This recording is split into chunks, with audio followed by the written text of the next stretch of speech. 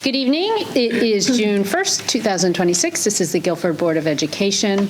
This is a special meeting tonight to allow the Board of Ed to deliberate and vote on the application of reductions taken by the Board of Finance at their meeting last Tuesday as a result of the failed referendum for the second time.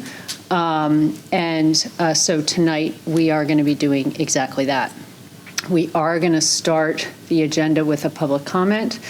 I am going to take, please, a minute or two just for a couple of notes. The first is that you see 8 of us here. Our 9th colleague, Arnold Scretta, is joining us. He is not able to be here in person, but we do have him Zooming in, so we do have the entire 9-member board who will be part of this meeting tonight. I want to take a moment just to talk about a couple of things, one of which is important dates.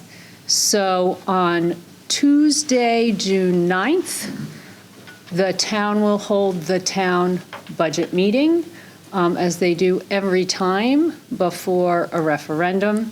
That town meeting, I assume, is going to be held as it has been here in Guilford High School. I'm looking at Dr. Freeman because I realized I didn't check that ahead of time. The town meeting? The town meeting. We anticipate it will be here, yes. Yes, okay.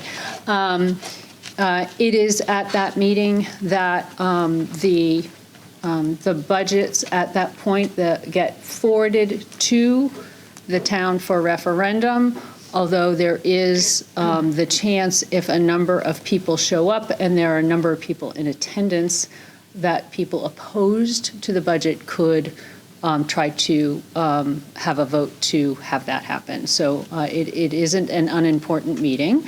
And then the referendum will be Tuesday, July 16th. Polls open from 6 a.m. to 8 p.m. June 16th. June 16th. Thank you. Yes, we're off to a good start. June 16th. I mentioned this last time. I know there were some folks, we were emailed by someone who noted in an earlier version of this meeting a couple of weeks ago that there were some folks who were unhappy perhaps with some decisions that had been made by either the Board of Ed or the administration and had decided to abstain in the past from the town referendum. I'm going to highly ask that people not choose that as a way to try to communicate to us because unfortunately what it means is you're letting other people decide how this budget gets decided.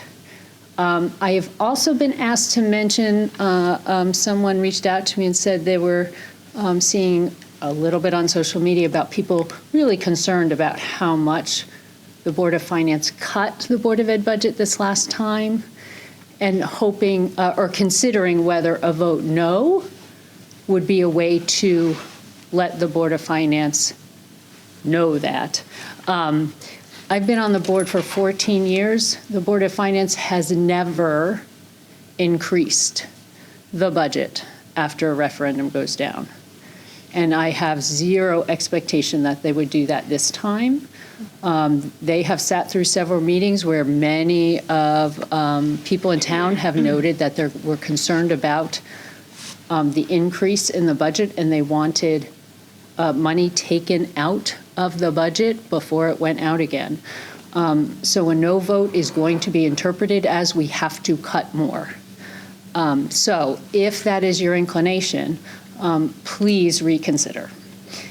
I was going to turn it over to my colleague, Kristen Peck, who also my vice chair here, Thanks. who wanted to say a few words before we get started.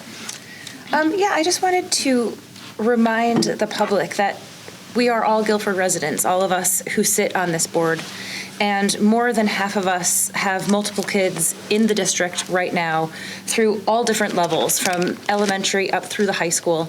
So these decisions matter to us as individuals, as families, as residents, and as Board of Education members. So we don't take any of this conversation lightly. None of it is kind of flippantly decided. It really matters directly to us. And we also are taxpayers in this town, so we appreciate the want of keeping taxes low, and we all also appreciate the great school system, and we know that great schools translates to higher property value. So we've all seen and heard a lot of criticism of different areas that we have cut, haven't cut, and I just would love everyone to understand kind of where we all come from. Like, we are all sitting in the same room, in the same position as everyone else in this town, concerned about how we create the best education system at the best value for all of us who love Guilford. That's it. I just wanted to start with a little bit of that preamble, and we'll see how we do tonight. Wonderful. So we are going to start with public comment. As per the agenda, we identified kind of a total 45-minute limit. Really, that's so that we can get to start discussing things and not do it when we start getting tired and cranky, which is in everyone's best interest. We are going to ask for a 3-minute limit if you're interested in coming up and speaking. If you can say what you want to say in fewer than 3 minutes, there's more opportunity for people behind you. I will note, if we last 30 minutes, if we get to that point and there's still people who are talking, I am going to encourage, and I'll even encourage it beforehand, if you've heard someone who's really eloquently stated your position and what you want to do is come up and give your name and you give your address and say, I really endorse what so-and-so said, and sit down, we will not think that you were unprepared. We will think that you are being conscious of time. So again, encourage that. But this is here, this public comment is here so that we can hear from you. So as you come, anyone who wants to speak, we ask you to come up to the podium. Please state your name and address.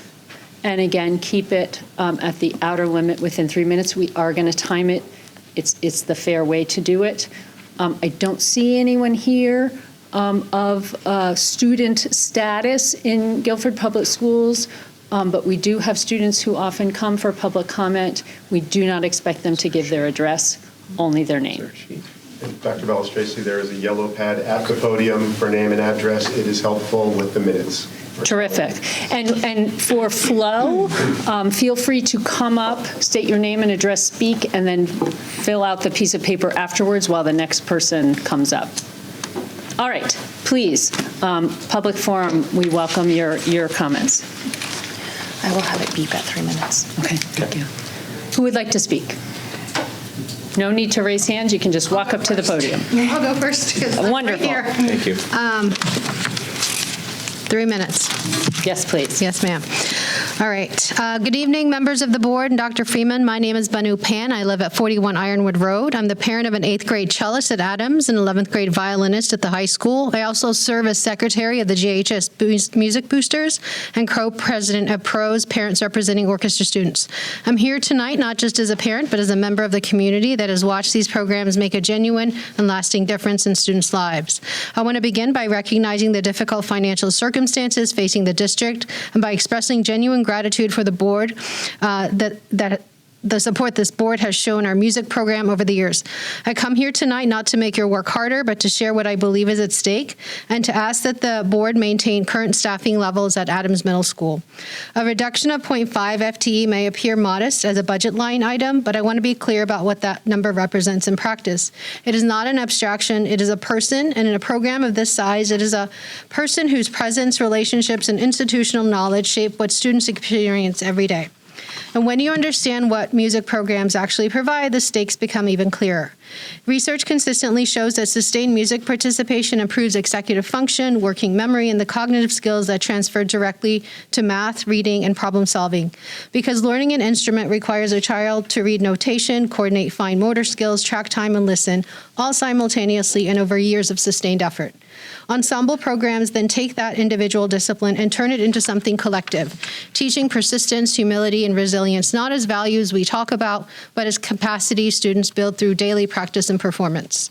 And for many students, it is something even more than that. Music programs offer a sense of belonging that students cannot always find elsewhere. For students who struggle to connect in traditional academic settings, the ensemble becomes their community, their anchor, the place where they're known and where they matter. The skills they develop there, the ability to collaborate, to persist through difficulty, to listen as carefully as they perform, are precisely the skills that employers, colleges, and communities say they're looking for in young people and that no standardized test can measure. What I most want the board to understand is that programs like this are not built quickly. They're built over years of consistent staffing, sustained relationships, and the kind of institutional continuity that allows a culture to take root. Adams has worked hard to rebuild after the instability that followed COVID and earlier staffing cuts, and that recovery, while real, remains fragile. When staffing is reduced, classes grow larger, instruction thins, and program culture quietly erodes. Guilford Public Schools has been named the best community for music education by NAM Foundation for 2 consecutive years. That distinction reflects something real about what this district has built, and it is worth protecting. I respectfully ask that you protect it by maintaining current staffing levels at Adams. Thank you for your time and consideration. Thank you.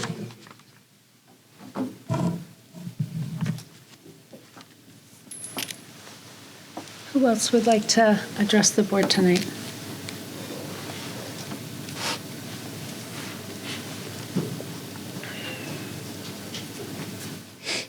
Hello, members of the board, and hello, everyone. On my way here, I was thinking about, I have to start with my name. I'm so sorry. Name and address, please. Okay, Jenny Shea. I live at 110 North Madison Road. I am a third grade teacher at Guilford Lakes, and I am also the mother of 2 children who have gone through Guilford Lakes Elementary School. On my way here tonight, I was thinking about what would I say to my kids, what would I say to my students as a teacher and as a parent if something didn't go the way we wanted the first time or the second time, right? And I thought, well, we teach our kids about having a positive mindset. And so I think about tonight as a great opportunity for us to really think hard about what would be in our kids' best interest. I wanted to share with you my experience with our wonderful instructional coaches at Guilford Lakes, Kristen Balsamo and Paul Salem. And in sharing my experience in my classroom, I presume it is similar in all of the classrooms at our school and across the district. This striving for high-quality instruction, it comes so much from what they teach us as educators and what they inspire us to do on a daily basis. Calling them a coach or a consultant is not right, in my opinion, because they are experienced educators who are active in the classrooms all of the time. They are in my classroom with the kids, actively teaching them once a week. Not just that, they're meeting with me another time in the week. They're meeting with the whole grade an additional time in the week. They're leading professional learning communities with the entire school. They are inspiring us by modeling what we could be doing in our classrooms. I love that they never say, you should be doing this, because they trust us as educators, and I appreciate that. Not just that, they really know our children so well. They're just not just names. It's not just data that comes through that they're monitoring and that the teachers are monitoring. They know the students by name. They know their strengths. They know where each student needs improvement. Very specifically, they could tell you what spelling patterns a kid would need more work on. And within that same day, I will get a pile of resources to help me strengthen those skills. I can give you many specific examples, but our coaches are wonderful. Not just that, the impact on student learning is visible. I know my kids, and I speak for our school, we've seen incredible gains, incredible progress in literacy and in math. And to say that's just what the teachers are doing, we have to look at our instructional coaches and everything, all the tools that they have given us to be able to help make that progress. And our kids love them. Love them. Thank you. Thank you. Thank you.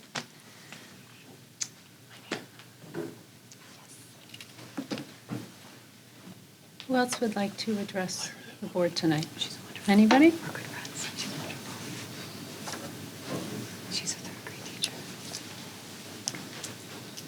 Good evening.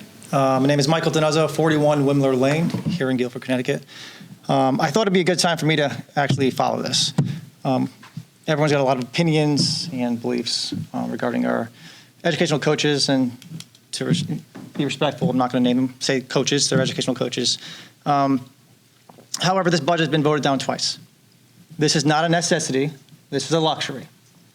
It's a luxury to have coaches, educational coaches. But a lot of the residents here in this town are against it. Not because they can't be beneficial or helpful for our children here and their educational backgrounds that they're going to bring to this school and help with teachers. Again, it's a luxury. It's not a necessity. We have certified teachers that went through years of schooling that can give our children the education they need. You are sitting in the face of a potential third no vote. And if I'm going to be completely honest, I feel like this public hearing is a little disingenuous. I'm sitting here, and we're all sitting here pleading, trying to give you guys opinions of what we think should be cut. Yeah, it's predetermined. We're not going to sway anything tonight. These conversations, talk about communication. These communications should have been done weeks ago. Probably right after the first vote and after the second time it was voted down. Yeah, that didn't happen. And now you call a meeting for the public to speak, and it's predetermined. Everything is done. Dr. Freeman, he has his mind set up. This is not going to change tonight. And I wish it would. I wish our opinions and our beliefs on certain topics would change the decisions that you might make. But again, I'm here not to advocate for people to lose their jobs. I don't want that to happen, but it's inevitably going to happen. We are going to cut from somewhere, and it should not be from our teachers or our special educational departments. It should be coming from where it's not a necessity. Educational coaches are luxury. It's a benefit to have. But if the residents of this town are against it, you need to listen. We have great teachers here that can provide our students with the education they need. And the fact that we're even looking about cutting special education or our IT department, what are we going to do if we cut IT? This whole world is going towards digital technology. AI is coming fast. It's not going backwards. We're not going back to paper. So if we're even considering cutting IT, a $35,000 a year job for an IT associate, that's not going to make a dent in the budget. What would make a dent in the budget is the luxury educational coaches making $100,000+ a year that we don't need at this time. If the budget corrects itself, yeah, maybe we can bring them back. Again, I'm not advocating for people to lose their jobs. I'm a realist. I'm just looking at the facts of the case. And our scores haven't even risen since they've been on board. There's no factual evidence that this is helping us. It just looks good. It's a dog and pony show. Look at what we have. Thank you very much. Again, not advocating for people to lose their job, but we need to look at what's a necessity and a luxury. Thank you. Thank you. Is there anyone else who would like to address the board?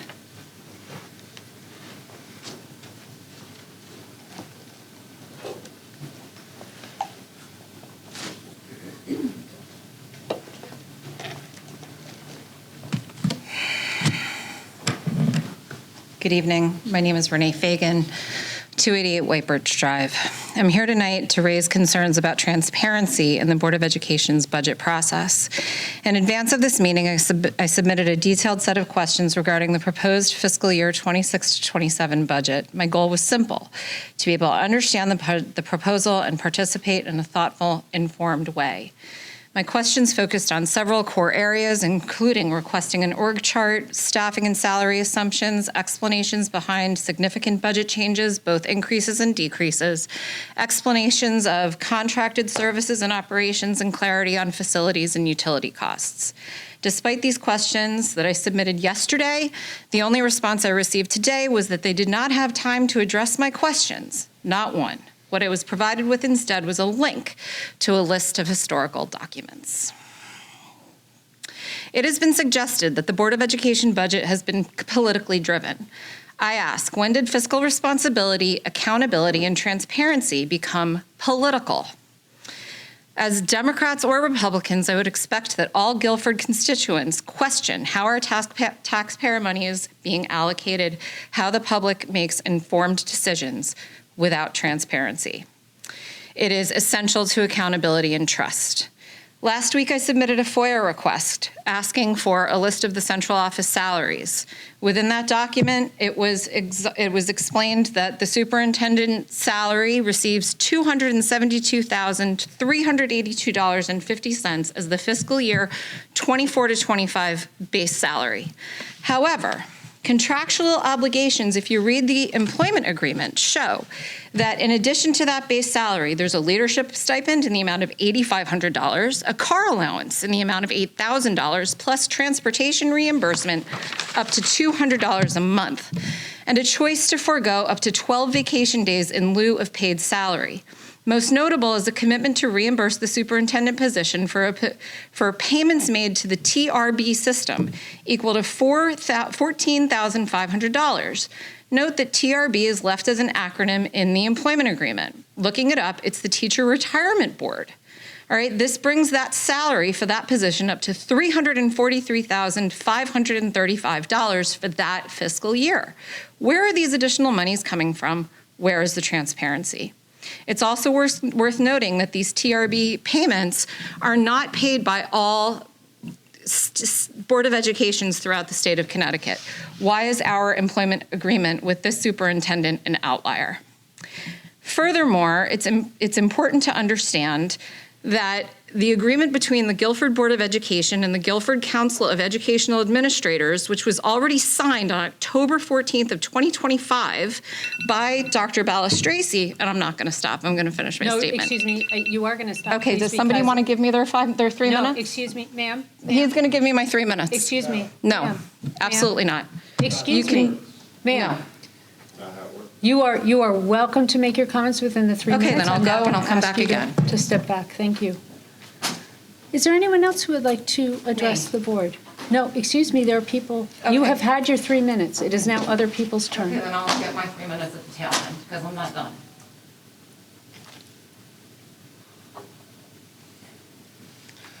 Good evening. My name is Chris Jones. I live at 55 Tulip Tree Drive.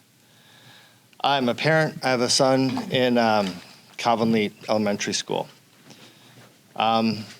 I have a couple things I'll say very quickly. I'm repeating what some people have said. With regard to educational coaches, I was at the Board of Finance meeting last week. I think, Dr. Balistraci, you made a great explanation and defense of why they're necessary and how they are the standard of care in school districts across the nation. This is not a luxury. This is the standard of care for education these days, and we need to provide what our students need. I want you to hear from the public that we do support you and we do support this situation. I know you've been given a number from the Board of Finance. I know it's a difficult task ahead of you. I don't envy you what you have to do. I know there's mandatory spending, there's discretionary spending like there is in any budget. As a parent, I will echo what has been said here so far, which is the humans, the people, the staff that make up our district are so important. They have lives. They have bills to pay. They have mortgages. And many of them are our neighbors. So I know you don't have freedom to make all the decisions you need to make with the number you've been given.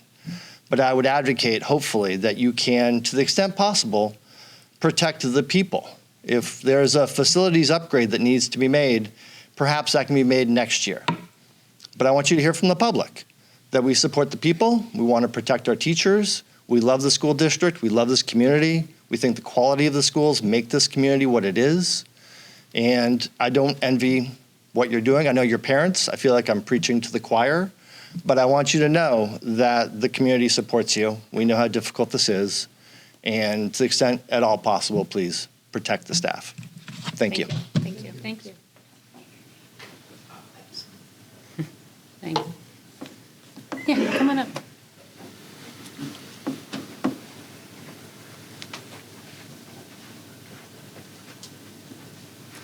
Hi, good evening. I'm Colleen Farrell. I live at 5 Potter Hill Drive. I'm the mom of a kindergartner at Calvin Lee and also a member of Guilford Families for Schools. I know this board has been directed to cut over $500,000 and that you will make those decisions tonight. I'm not here to ask you not to cut. I understand, we're in this position.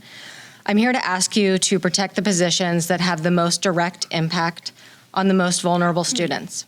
Specifically, I'm asking you to protect interventionists and paraprofessionals. These are the staff members working directly with our students whose needs cannot wait. You've already cut the elementary special education coordinator. The people who remain on our staff are carrying that load now. Cutting the staff who support our most vulnerable students would be the deepest harm this budget process has caused. I'd also ask you to think carefully before cutting world language positions. In the past few years, we've already cut world language instruction in Guilford at the elementary level.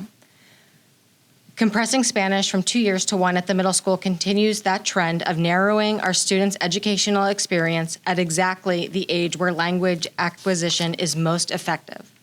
It does direct harm to our students' learning. Especially in this time, the skills that will matter most, empathy, communication, collaboration, and creativity, are built through human relationships. We value finding and retaining excellent teachers and also ensuring that they have class sizes small enough that they can actually reach every kid. My husband and I work full-time, my husband works full-time. We also work remotely, and we could have lived anywhere in the country, and literally we have Seattle, Minnesota, Salem, Massachusetts. We decided to move here to Guilford because of the school system. I also read the school newsletter and the PTO newsletter every week. I also have 2 kids that are under 6 years old. It's currently their bedtime, and my husband's putting them to bed during their bedtime routine. I had no idea that this entire situation was happening. It's not apathy, it's not a no vote, it's a communication gap that the Board of Education is not communicating sufficiently to your primary audience, which is busy working parents. I believe that's why the last referendum failed. The Board of Education does need to do a better job at communicating what is at stake, and I'm happy to help brainstorm solutions to that problem. I'm sure many of us in this room are. I know this board doesn't want to make these cuts, but if cuts are made, please protect the people and programs closest to students. We need this board to preserve as much as possible for our students. Thank you. Thank you. Thank you. Thank you.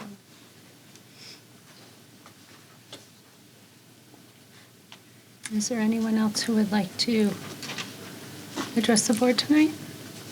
Who hasn't spoken yet?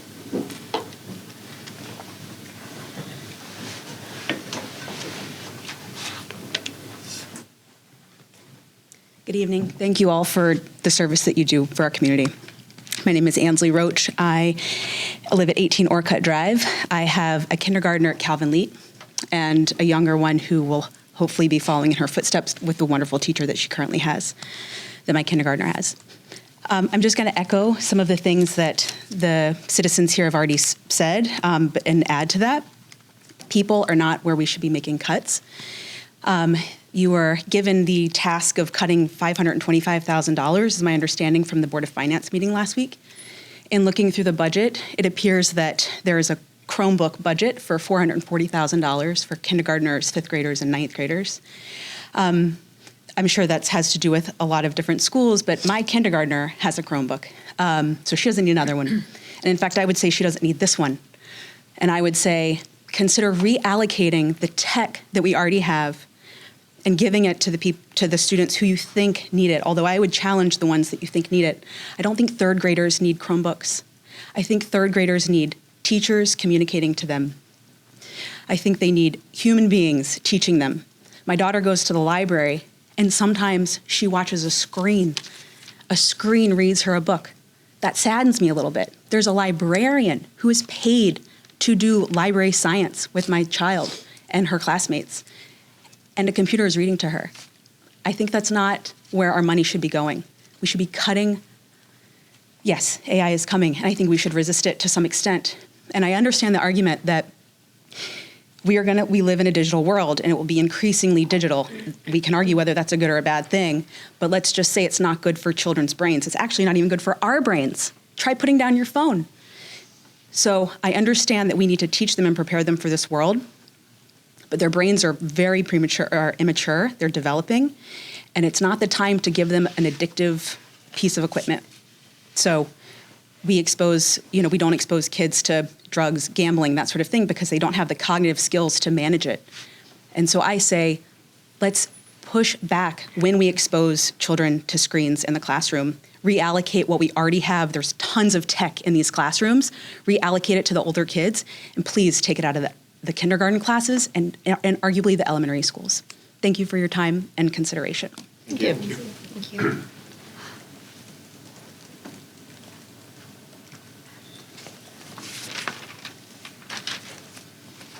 Anyone else like to address the board?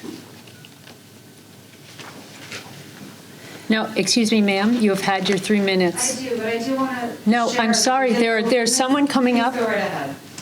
Sorry. You've had your 3 No, minutes. but you said you were open to communicating with us. Could we just let everybody else speak first? Let's have everyone. Hi, how are you? Hi, good evening. My name is Emily Fournier. I am a parent of 2 children at Guilford Lake School. I live on Office Road North. And I am also the literacy coach at Melissa Jones School. I am speaking tonight in both capacities because I recognize that questions have been raised about the value of instructional coaches in Guilford Public Schools. And to say those questions don't sting would absolutely be a lie. The coaching team works very hard every day toward one goal, and that goal is ensuring that all students have access to high quality, equitable instruction, regardless of what school they're in, what classroom they're in, their race, gender, or learning designation. Much of our work is invisible to people outside of our school building. Coaches partner with district leaders, principals, and teachers to bring research-based professional learning into classrooms. We lead professional learning at the building level and sometimes the district level. We facilitate teacher teams called PLCs.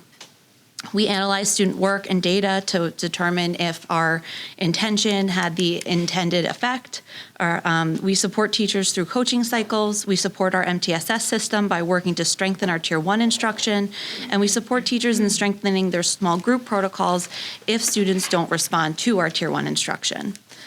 At its core, coaching is about equity. Equity meaning ensuring that every child, like I said before, regardless of their school they attend, their teacher they are placed with, has access to rigorous learning experiences and opportunities for deep thinking that are consistent across our entire system.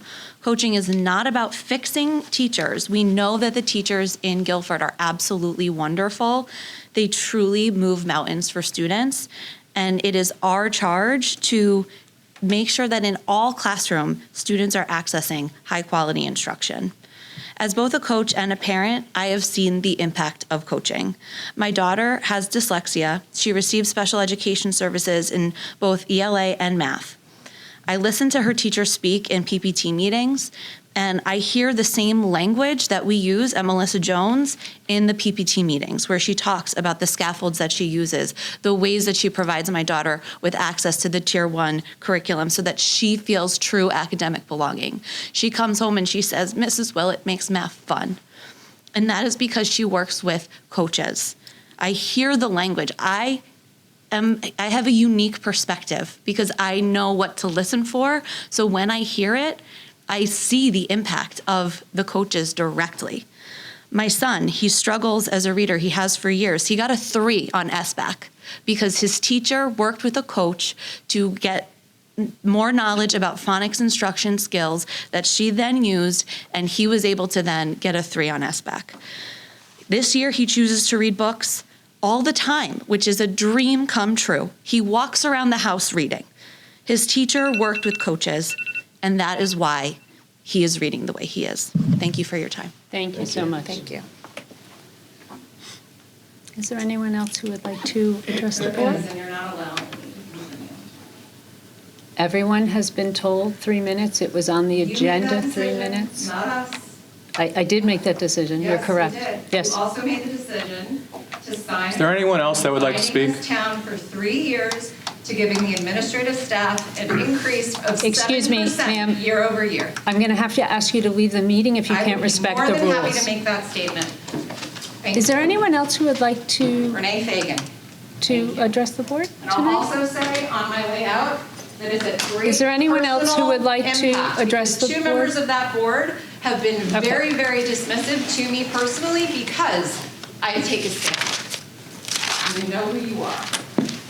Is there anyone else who would like to address the board tonight on any budget topic? Going once? Going twice? All right. I really want to thank everyone who did come tonight and speak tonight. I know for some it's kind of nervous-making to get up and speak at the podium, and we do appreciate the input. I didn't count. I would make an educated guess that we probably got about 20 emails today. I was reading them word for word and responding to them up till about 6 o'clock when I thought if I was going to get here on time, I needed to stop. So please know we did read those. It's so important to us to have public input. We do, in the whole budget cycle, in October, we start with a public forum on the budget before we have a budget, because we want the community to come to us and tell us what they'd like to see. And we've had all kinds of different comments, from programming people like to see, or a new sports team, or could we have more of XYZ. We hold 2 public comments at the end of January, on the Monday and Tuesday, the last week of January, once Dr. Freeman has presented the budget to us. So now you and we have like lots and lots of numbers in front of us, so that people can come and say, and advocate for specific line items or for additional things, or comment on the things we're considering. We'll take email any and all times and try to answer all of them. And then through this process, try to be as responsive as possible. If any of you have ideas for ways that we can be more engaging, we can communicate better about when those things happen. I will admit I've been doing this for 14 years, so I can, as you can tell you exactly when those public meetings are off the top of my head. But understand that's not what everyone's experience is. So after this meeting and after this process, please feel free to reach out if you have some good ideas for us to make sure we're getting out to people in a way that gets more attention. All right. Can I make some comments on the comments? Or do Yes, you want please. to do Yes, that? go ahead. Thank you. Just a couple thoughts based on some comments that we heard tonight. And to kind of echo what Dr. Balistraci just said, I know one of you mentioned that you're a busy working parent and aren't totally able to find out all of the meetings. You can't come to a lot of them. I would love to know, I think we would all love to know the best way to communicate that. Like we really try to publish all of our meetings, keep everything public, and publish when they're coming. And if there's another way that you think would be a better communication avenue, we'd love to hear it, because we need some new ideas, apparently. And then I also wanted to just remind the public, our last budget cut, we cut an admin position in special education at the elementary schools that is not an existing position. That was a position that the administration was asking for as a brand new position this year. So that wasn't a reduction, it was just, we decided that this wasn't the year that we could really afford that new administration position. So I didn't want there to be any confusion about what that role was. And then the last thing, we had a couple of folks talk about whether or not what we're cutting tonight is predetermined. And I don't feel that way at all. Like I'm really not sure what half of this group is going to say. So I'm interested to hear where we wind up tonight. None of it is going to be fun. I don't think any of us wants to have anything on this budget cut. But I would just like to personally reassure all of you, like this is not predetermined. Like we do not come in here with a set list of something that we want cut that's directed by Dr. Freeman. Like, I don't know. Dr. Freeman will make some recommendations. We will deliberate against those recommendations. And one of a huge shortfall that we had, our last meeting when we were in the same position, Dr. Freeman, in fact, made recommendations of areas to cut. And we cut different things than what he recommended. Like the position I was just talking about, that special ed position, that was a new administrative position.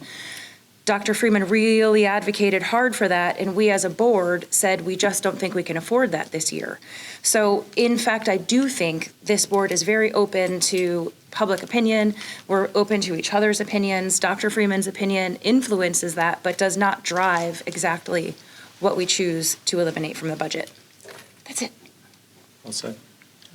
Thank you.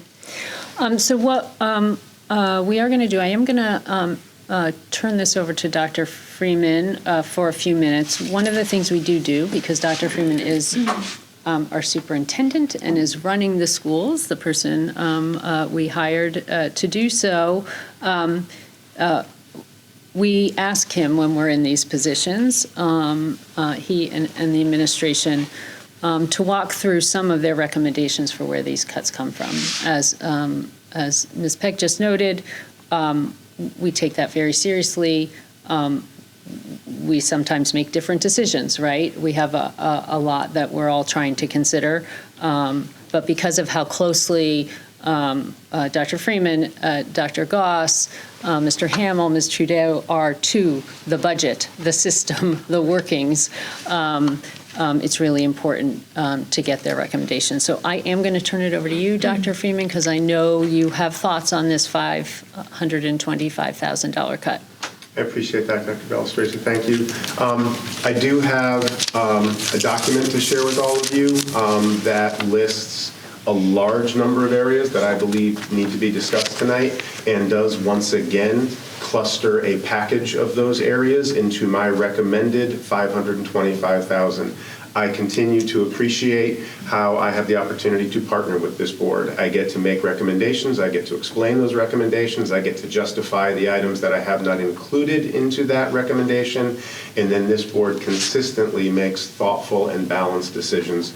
I appreciate that. I will share that with you in a minute. The last time we had this meeting, the board gave me time to walk through the bundle, the recommended items with my rationale, as well as speaking about the other items, and I'd appreciate the opportunity to do that again tonight. Makes sense. Before that, I would like to make a few introductory comments. I'm probably going to repeat this first one with every single bullet point as the night goes on, but I want to make clear every item on the list that I give to you tonight, every item that I suggest we need to discuss tonight, was in the budget that I originally drafted and that this board originally approved. Everything that I will raise tonight, I raise reluctantly, and I know that this board will wrestle with all of those items reluctantly. The initial budget that I presented to this community came forward recognizing the difficult financial situation with a reduction of 6 teaching positions. By the time we leave here tonight, that conservative budget will have been reduced by approximately $2 million. This is no longer the budget that I and you, this board, approved and brought forward. It is a compromise budget where we are doing the best that we can. So I essentially want to point out that I agreed with the vast majority of commenters tonight. I don't want to be raising the items and the positions that I will be raising tonight. I just want to start there, and I know that this board would prefer not to be having to make these decisions. I also want to respond to a couple comments that have been made recently. At the last Board of Finance meeting, there was a resident who stated that we should not be talking about the cuts that we are making to this budget, that in fact, we are receiving an increase this year and we're simply reducing the amount of that increase in these meetings. While that is true on the dollar side of the ledger, while that is true when we look at the overall budget, even after these $2 million in reductions, this budget will still be larger next year than it is this year in a dollar measure. It is, however, going to be leaner, smaller, reduced in people positions that we heard discussed tonight.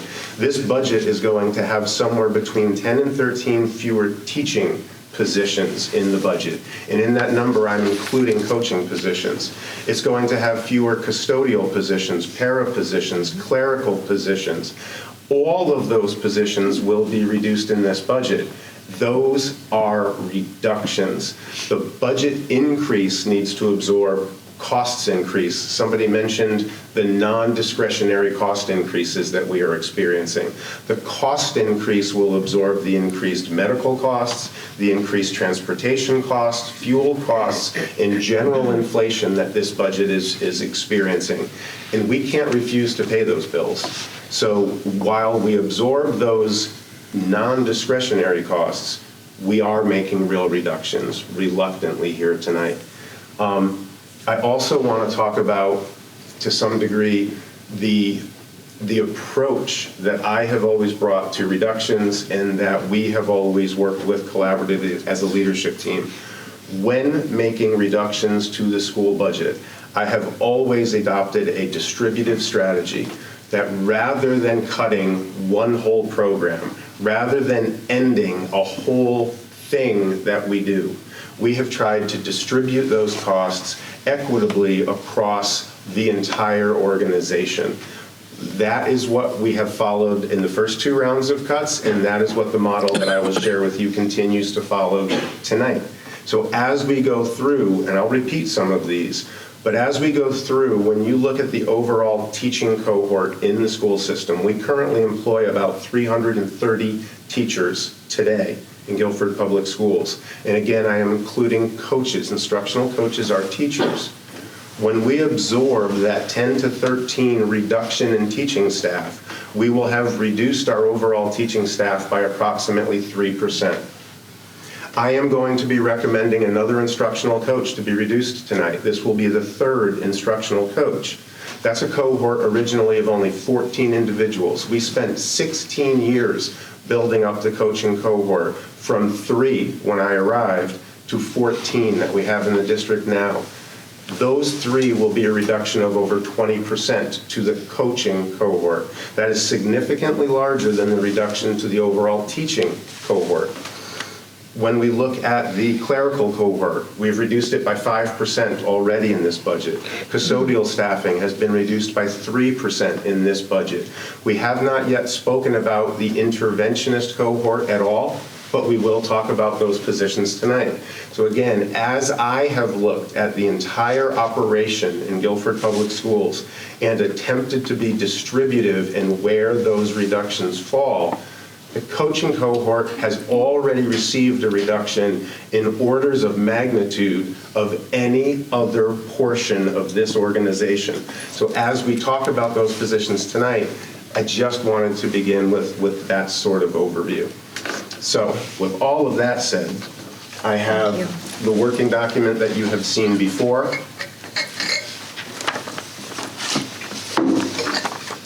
Twice already during this budget process.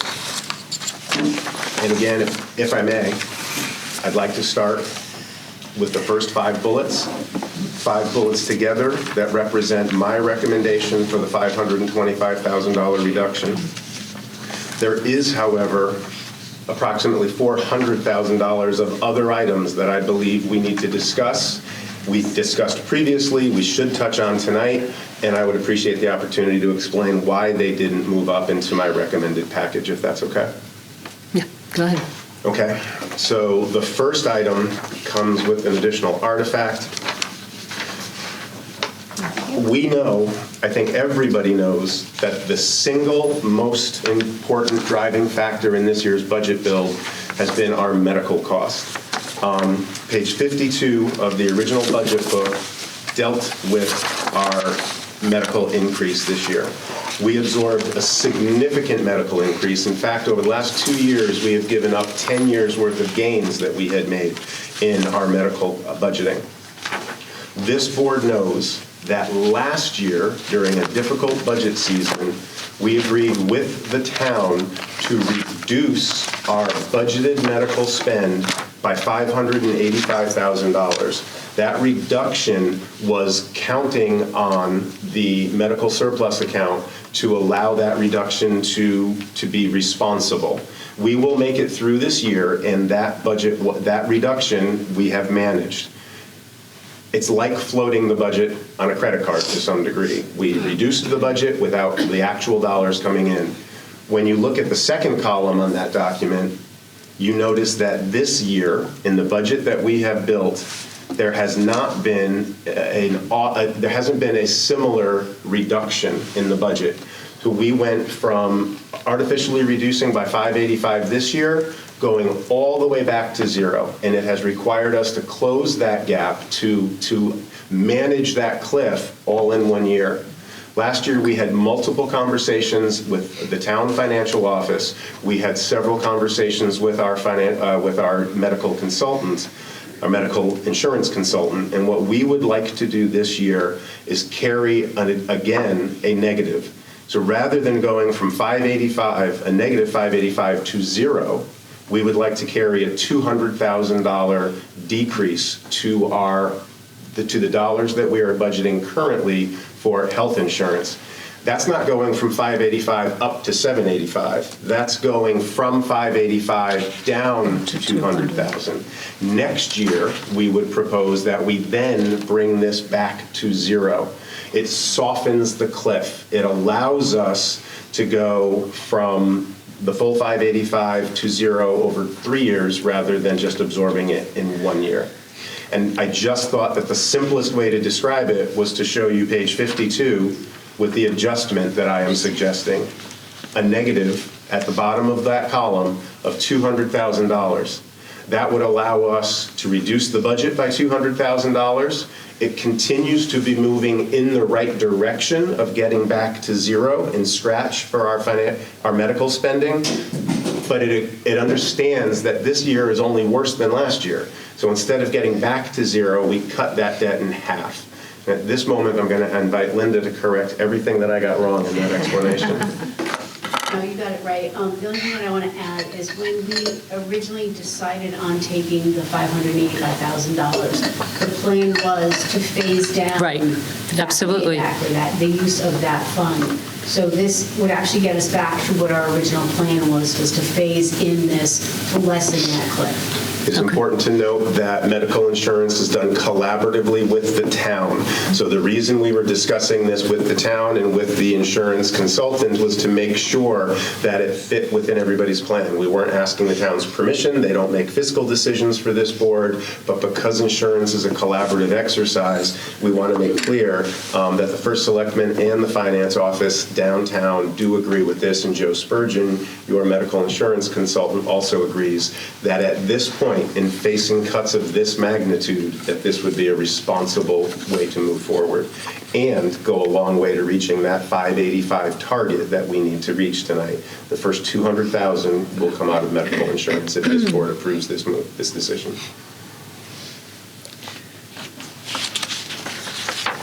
Any questions on that now?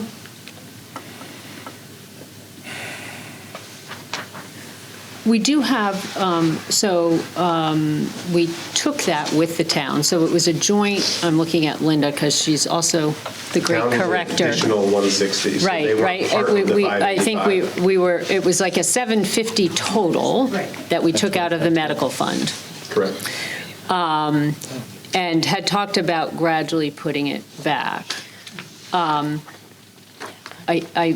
Based on our, and we're going to have our regular Board of Ed meeting next Monday, and we'll be going over financials for May.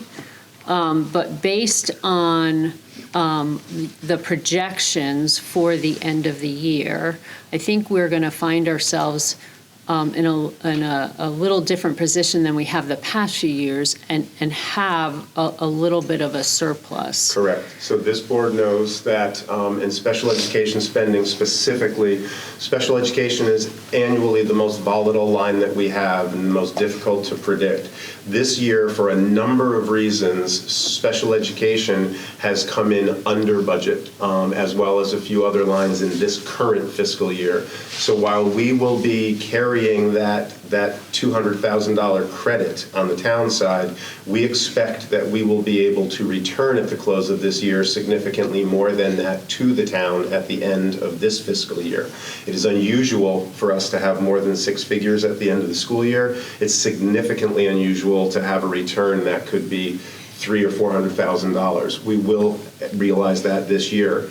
While it is the town's decision what to do with that money, and most often they put it directly into the rainy day account, we can send that money back with a recommendation that all or part of it go directly into the medical surplus fund specifically. That is not my or this board's decision. It is the Board of Finance, or is it the Board of Selectmen to make that decision, but it's not this board. But we can certainly make that recommendation. It would be the Board of Finance. It would be the Board of Finance. Okay. Thank you for noting that. I failed to note that. No, I mean, I just, because, we're trying very hard to be as responsible as possible with this. I know in past budget years, we have gotten the information from our medical insurance consultant, and then found ourselves, after we've created a budget and brought it forward to the Board of Finance, hearing that actually we don't quite need that amount for medical benefits, and are able to reduce. And I think that probably causes some confusion for the public, right? Like not understanding if we're budgeting accurately, when in fact, because we in Guilford are on the earlier end of preparing budgets, on voting on budgets. This year, that timing is working to our benefit because we try to get this third referendum in before June 30th. But this is really different. Nothing has changed about what we've been told we need to pay for medical benefits next year. But we are, because we were really trying to kind of support the taxpayer last year by jointly with the town taking some money out of the medical account, which had the money that we could do that responsibly. We now have an opportunity, and the plan, at least originally, was that it would all get paid back, but we have the opportunity to pay most of it back. Correct. And still get money into that medical fund. Correct. That's great. As context, people need to remember, and we're self-insured. Yes. We don't pay a premium to a private insurance company, as many people do. It's not unusual that school systems do that, but we do that. And for the last 7 or 8 years, we always had a surplus. The experience of people getting ill and needing help was less than we had available. It just so happens in the last 2 years, the need for hospitalization and medical has gone up far beyond prediction. So the fact that we're able to talk about surpluses on one hand and deficits at the moment is a function of, quote, the marketplace. We are our own insurance company.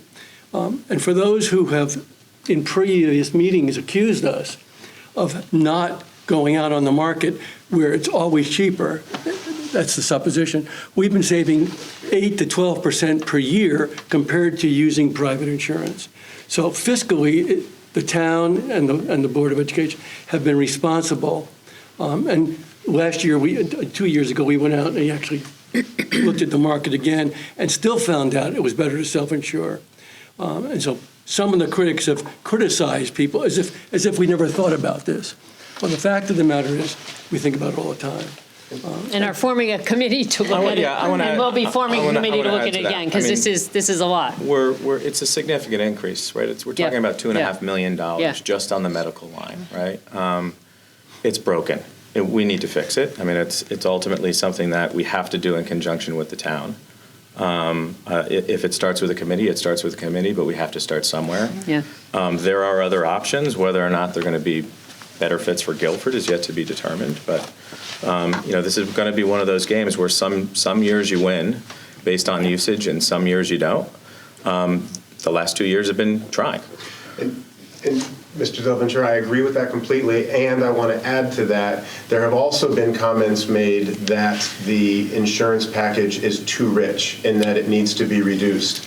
This board has, in every negotiation with all of our employee associations and unions, has restructured insurance along the way. In the last 15 years, we have moved to HSA plans. We have increased deductibles, and we have increased employee shares. As a point of comparison, in 2010, a teacher could select an insurance plan and pay 7% of the overall cost of that insurance plan.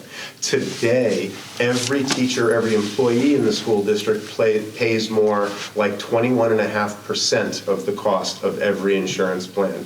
We have increased their share, we have increased deductibles, and we have modified the plan over time.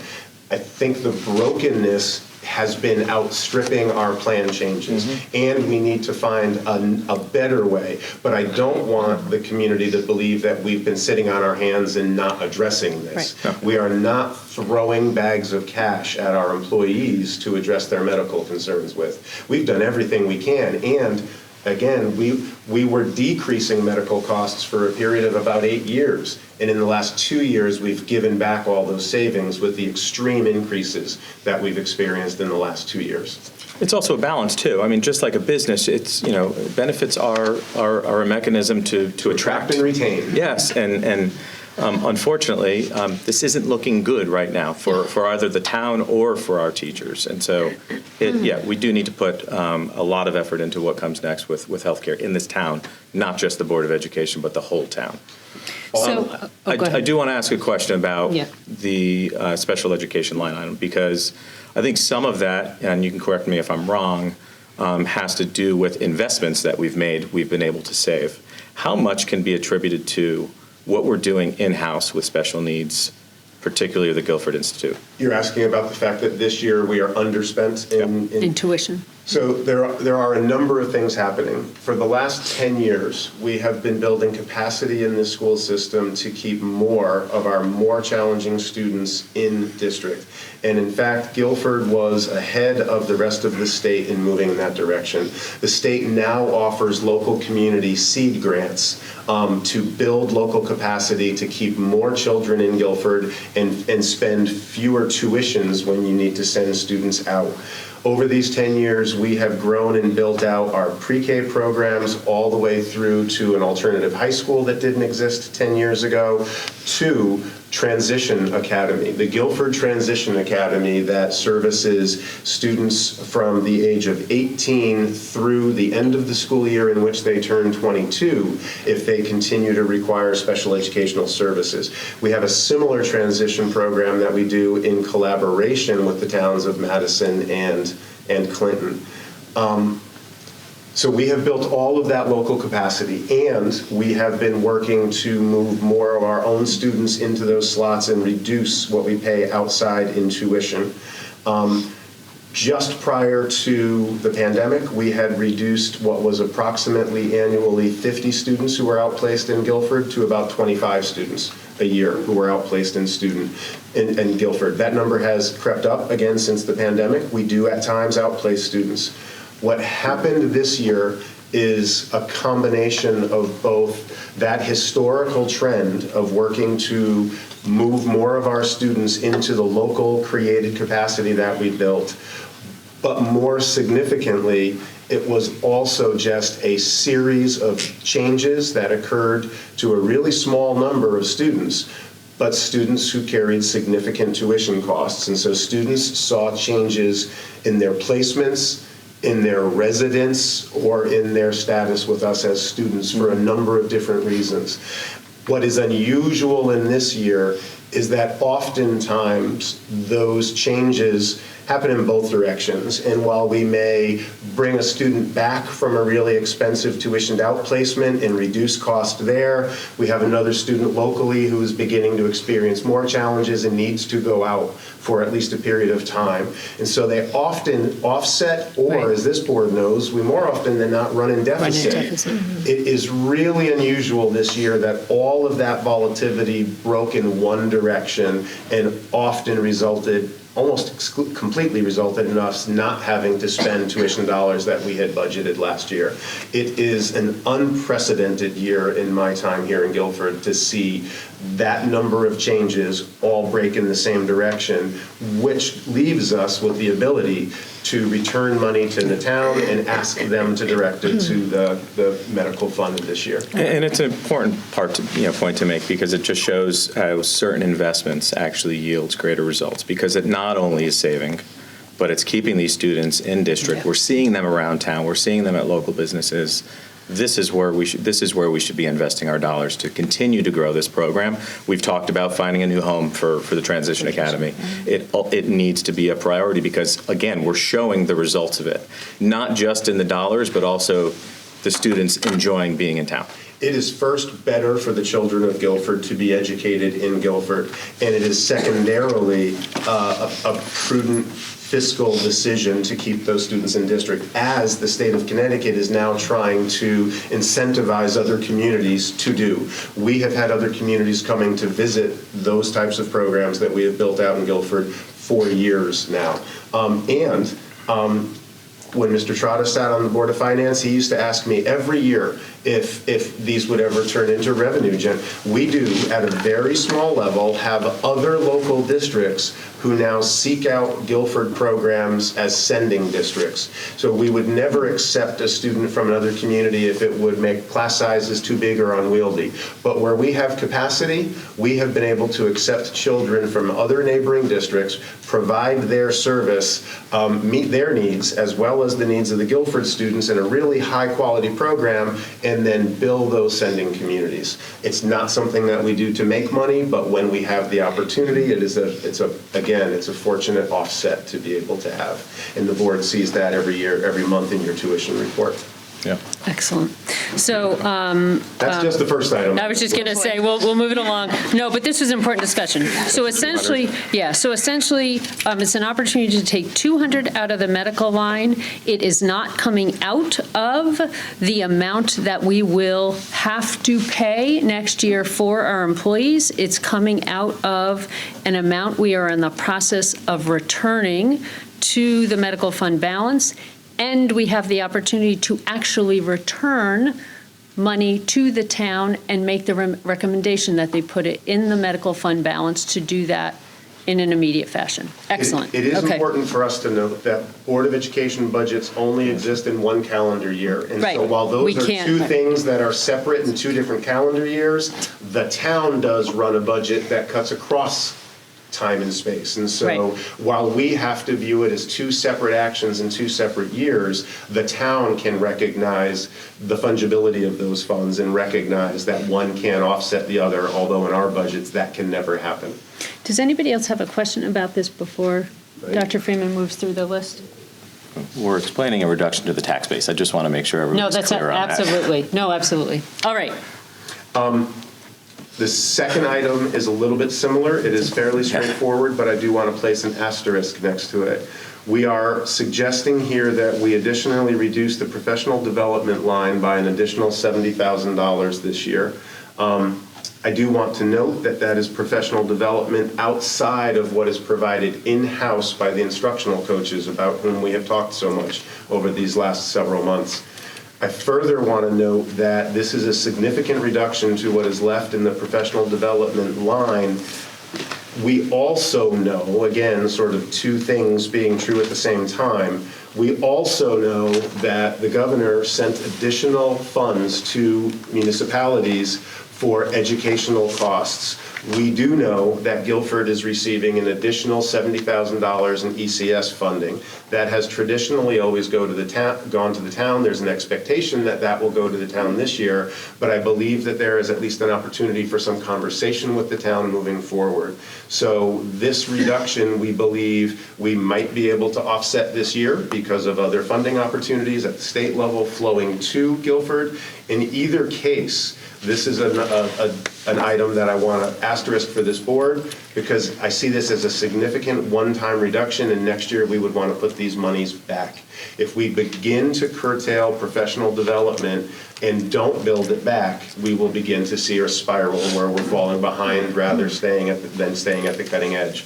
But I do want to note that with these two items together, again, to a comment that was made from the audience, we can recognize $270,000 of the 525 before we start talking about people and positions.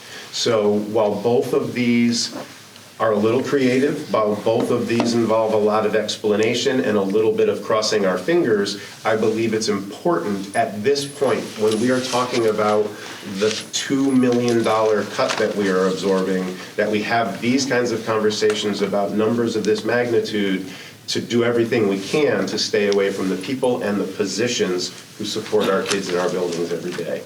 So there's a big part of me that is uncomfortable bringing these numbers. There's also a part of me that's proud to say we can get to 270 before I need to start talking about positions this evening.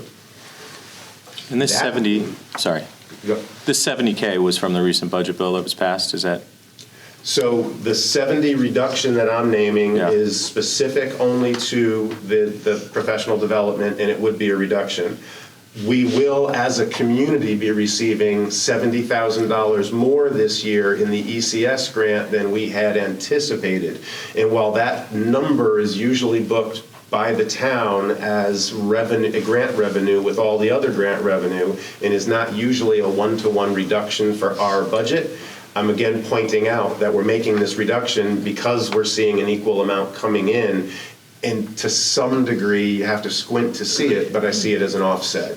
And again, pointing out that if we can arrange to have those dollars come directly to us, we will be enormously grateful to the town, and this is where they will fill the gap that we've created. But either way, this is a gap that we're creating that I'll want to discuss in next year's budget bill about filling. And other towns are seeing this as well. Yeah, this is part of the package that. Other towns are seeing significantly larger dollars. The biggest cities in the state are seeing millions of dollars, and it is flowing directly to the school system. We're seeing far less because we get a far smaller ECS allocation to start with than those other communities do. There are other communities, you will see news stories about communities saving tens of positions with the monies that are flowing in. Ours isn't that direct, ours isn't that large, but I did want to make the connection, even if it's a little tenuous. I'm just going to pause a second. Arnold, I realize you're on Zoom. I want to make sure I don't forget you're there. Do you have any questions yet? No, I'm good. Okay, thank you. All right. This does then bring us to a point where we need to pivot. And as we make that pivot, I want to point out again, we're absorbing $2 million in reductions from the budget that we first discussed in this room in early January. 80% of our budget is made of positions, of the people that we heard commented about earlier. And of those positions, 55% of them are teachers. We simply employ more teachers than custodians or clerical positions or nurses or administrators. Teachers make up 55% of the approximately 600 employees that work in the district. Employees make up approximately 80% of our budget. It is really hard to find $2 million in reductions without looking at that 80%. And so while I'm excited to bring the 270 to you, I'm again going to note that I reluctantly also have 3 positions that I am adding to this recommended package tonight. And I will start with this one. I am reluctantly recommending a 3rd cut of an instructional coach and specialist. We have already cut one district-wide specialist coach position in the early stages of the budget. When this board met last, after the first failure at referendum, we cut a 2nd coaching position, and I am recommending a 3rd coach reduction tonight. I'm also showing the value of that coach reduction at $122,000, and that again is specific and only available because 2 weeks ago this board chose to hire a sitting instructional coach to be our next principal at Calvin Lee Elementary School. So because of that principal hiring decision that this board made, there's going to be a vacant coaching position. By making that specifically the 3rd reduction, we will net the entire salary. It is important to note, however, that if we go beyond this level, we do not anticipate any more attrition in those coaching ranks. And so if we go from a 3rd coach reduction, as I'm recommending tonight, to a fourth coaching reduction, it won't be for another $122,000. Coaches are teachers, they are contractual employees like every other teacher, and they have employment rights based on seniority. So even if we cut an additional coaching position tonight, that coach, most of whom have significant experience in the district, would very likely become a classroom teacher and would bump a much less veteran teacher who very likely was hired at the lowest end of the salary scale. So for a budgetary number, we would replace that with likely $65,000 of salary plus the coaching stipend for a number of about $78,000. So the return, it's not a return on investment. The return on reduction would drop off precipitously if we go from 3 vacancies to 3 cuts to 4 cuts. I also, again, want to note, I said I would come back to this. While the overall teaching reduction is going to be floating around 4% at the end of tonight, if we follow the recommendations I've made, the reduction to the coaching cohort with this third reduction will be 21% of the coaching cohort has been cut.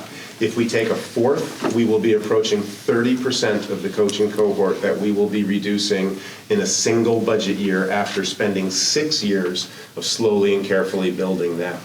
I do want to note, and I understand what some of the public perception is of my advocacy for coaching. There is no other group in the school system this year that will be experiencing a 20, 21, or 30% reduction in their numbers this year. It is bigger than any other program or any other employee group that we will be experiencing there. And again, I will go back to everything that Dr. Balistraci said about our coaching model and coaching in broadly becoming accepted as a best practice in instruction across this country. It is unequivocally not a luxury. It is the way that we support teachers and make them impactful in the classroom.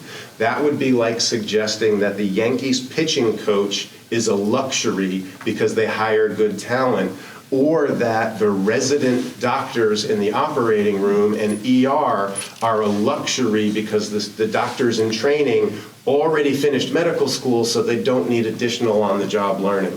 I just want to be clear. It's the single largest reduction that we're experiencing this year, and it is essential to the work that we do. There's lots of national research that shows the value of coaches in the classrooms, and we see it anecdotally all over our schools.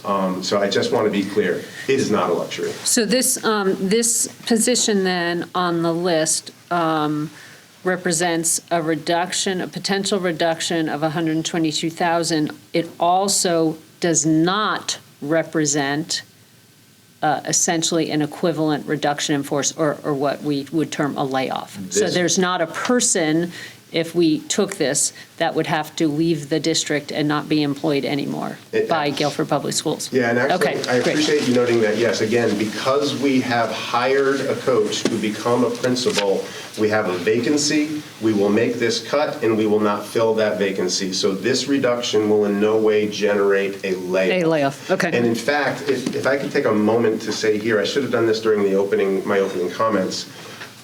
We've worked diligently, and by we, I mean Mr. Hamill in the HR office. So at every step in this budget build, from my initial draft that had 6 fewer teachers, and as that number has grown at every step along the way, we have been working to track the reductions that we're building in our staffing plan against resignations, retirements, and we are looking at all of our employees who have any additional secondary certifications. So we have been working really thoughtfully with filling vacancies, tracking where we have natural attrition, and in fact mapping where we may need to reassign people, even involuntarily if necessary, into other teaching positions for which they're qualified and certified rather than laying people off. Okay. And even at the numbers that we're discussing tonight, so as I say that at the end of tonight, we will probably be somewhere between 10 and 13 fewer teachers than we had last year or this year currently. And in that number, I include the coaches.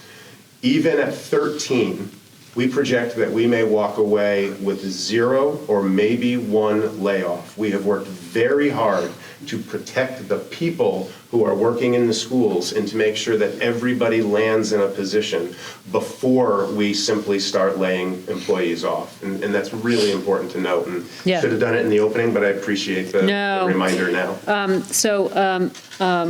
Okay, so I'm gonna, does anyone have a question about that, or for the moment? No, okay. I do want us to get through the list, so Yeah, I I'll let you keep going. No, yeah, I just want to make sure. And easier to discuss.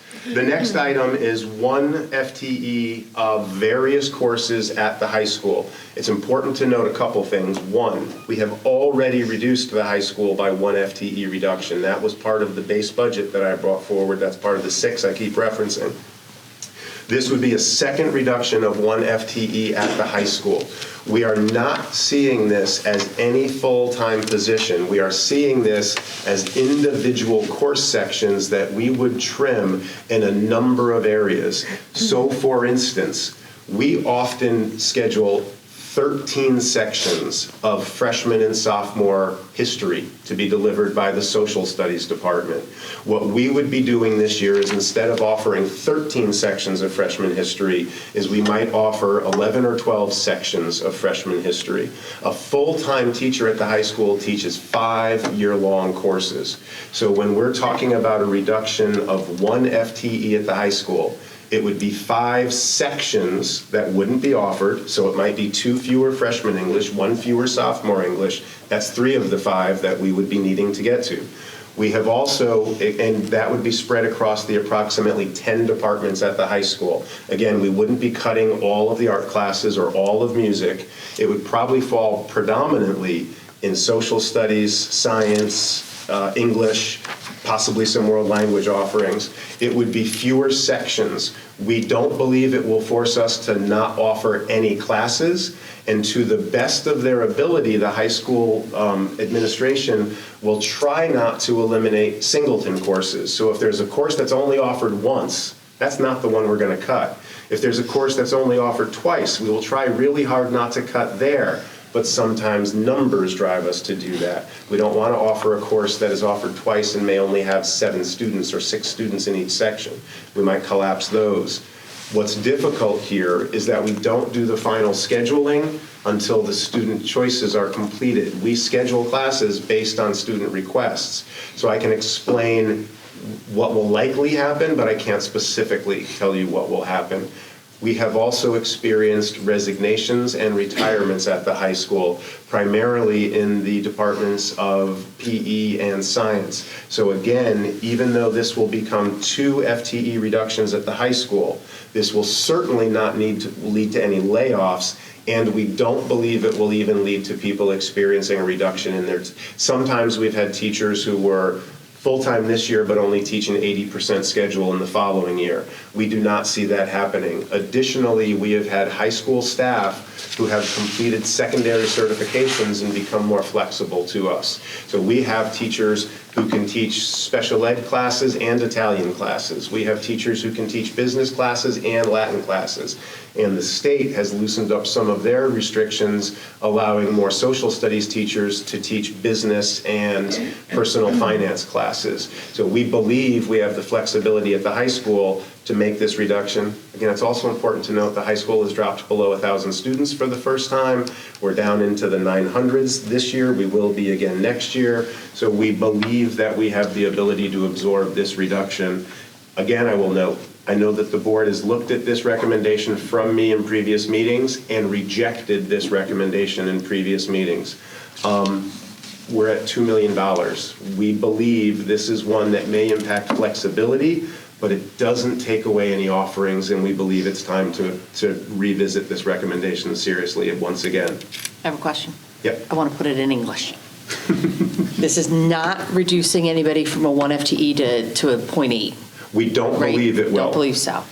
This is not a loss of a body. Absolutely because there's not. been retirements and things of that nature. How many are we unaccounted for that we have not announced at any of our meetings? Are there any new ones that we don't know about? we'll know about next Monday, maybe. New resignations or retirements. Oh, sorry, I didn't know what you were saying. I didn't know what you were saying. I was struggling with pronoun antecedent reference. I don't know if we've got any additional teacher resignations or retirements. However, we have experienced summer moves every single year. And so, I don't think we have any coming to you next week. I could be wrong, but I don't believe we do.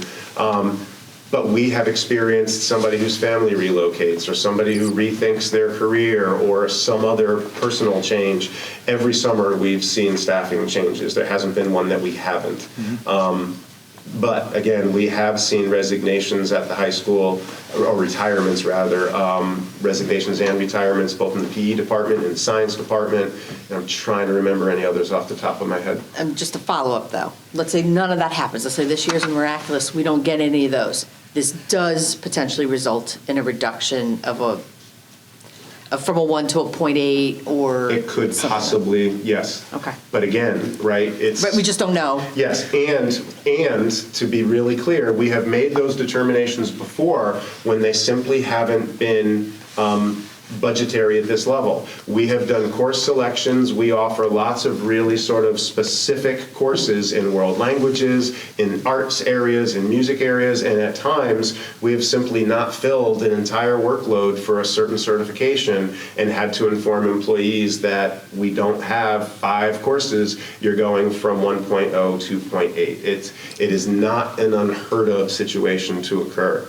I will note, other communities that had budgets go down are preparing to let 28 positions go, right? And so it's difficult to talk about these numbers and say confidently there will be no layoffs, that we've protected everybody. I can say without hesitation that we have minimized them, and if there are, they will be small in number. Any other questions about this? And we're all obviously going to have a chance to then talk as a group and ask more questions if we have them. I have a quick question. Go ahead. So I understand the impact on staff. Can you talk a little bit about the potential impact on students? So if you, just maybe I'm missing it, but if you're reducing, let's say, freshman English offerings from 10 sections to 9 sections or whatever, right. Does that mean now class sizes are larger or kids have less flexibility and may miss an opportunity? Yes, it's exactly both of those things, but I would and again, right, here's where I want to be a broken record and say, that's why we didn't have these, right, that's why we only had 1 in the base budget that came out. I am reluctantly saying we can go to 2 because while those are exactly the 2 impacts, we believe they will be negligible. So again, if you had 13 sections of freshman history and now you only have 11, those classes will go up marginally. They will stay within the Board of Education guidelines. It's worth noting, we know that we're increasing elementary class size this year with the changes. So it will have a negligible impact on class size. It could be more significant if we always end up running courses at the high school that are under-enrolled because they are classes that we really want to offer. They're high interest to a small number of students. And so and then because students want to do a lot of things, we try to offer 2 or 3 sections of those really high interest but small, right? It's high interest to a small population. So in some of those areas, we may offer 2 sections rather than 3. So again, those class sizes would go up, but in those areas, that would be a positive. That would be where we were running undersized classes and getting them to a much more reasonable class size. It could have some impact on class availability. We always have that. Every year there are singleton classes that not everybody can get into their schedule because we have students who want to take AP in all the different subject areas. And so there's always students who struggle. The high school does a really good job in trying to accommodate that. The administration and the school counselors do a really good job trying. We have moved sections multiple times over the summer to try to get it into a place so students can do multiple things in their schedule. The reality is, when a school population starts to drop below 1,000, it is hard for every student to get every course. We do privilege seniors and we privilege juniors, so sometimes it might be a sophomore who doesn't get the class that they really wanted because they'll have another shot in their junior or senior year. We try to absolutely limit seniors who are locked out of a class that they really want for any reason. Okay, thank you. You're welcome. Any other questions on that? All right, next. So I then moved to a teaching position that has been on this list every time that we have met, but it always has been on the bottom half of the list. It has moved up to the top half of the list this time around for a number of reasons, one of which is that a number of the items that the board has rejected before have stayed on the bottom of the list. So rather than bringing something back to you that you rejected in the last meeting, I am bringing this forward through, and again, as we think about the distributive nature of the cuts. So coaches and interventionists both support students in very different ways. Coaches support students and students who are struggling in some of the ways that you heard tonight by working really directly with the classroom teacher, often talking about that specific student, but working through the teacher. Every classroom teacher in Guilford Public Schools is an interventionist. They are the first interventionist, and that's important to note. While we have been growing the coaching cohort, we have also historically had a small number of interventionists in the school district.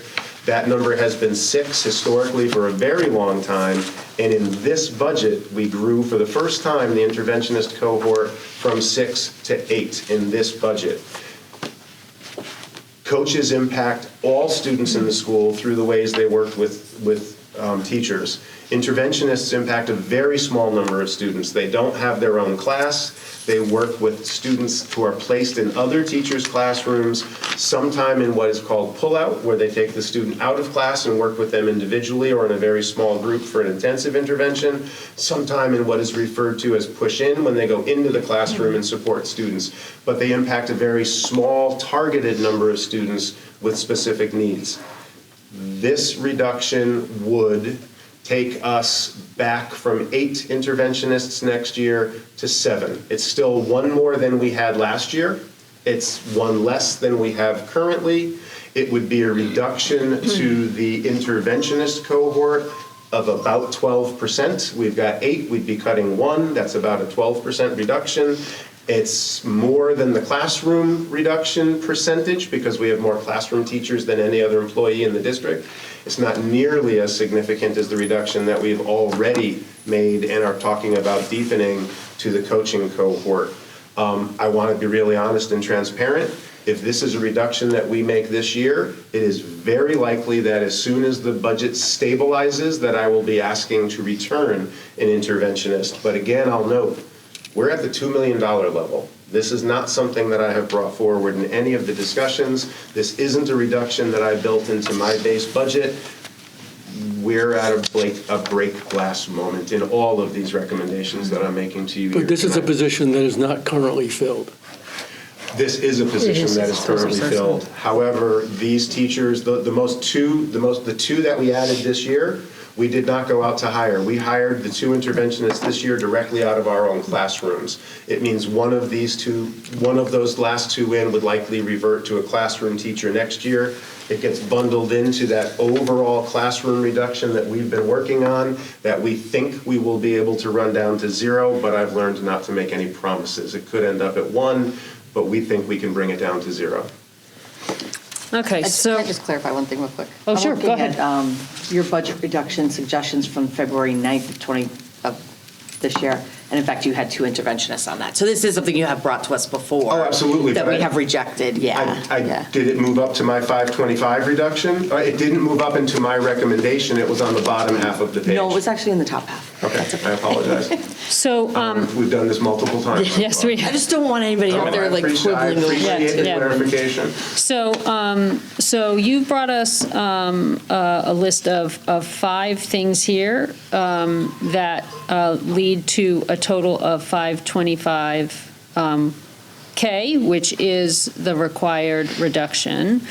And thank you for walking us through those.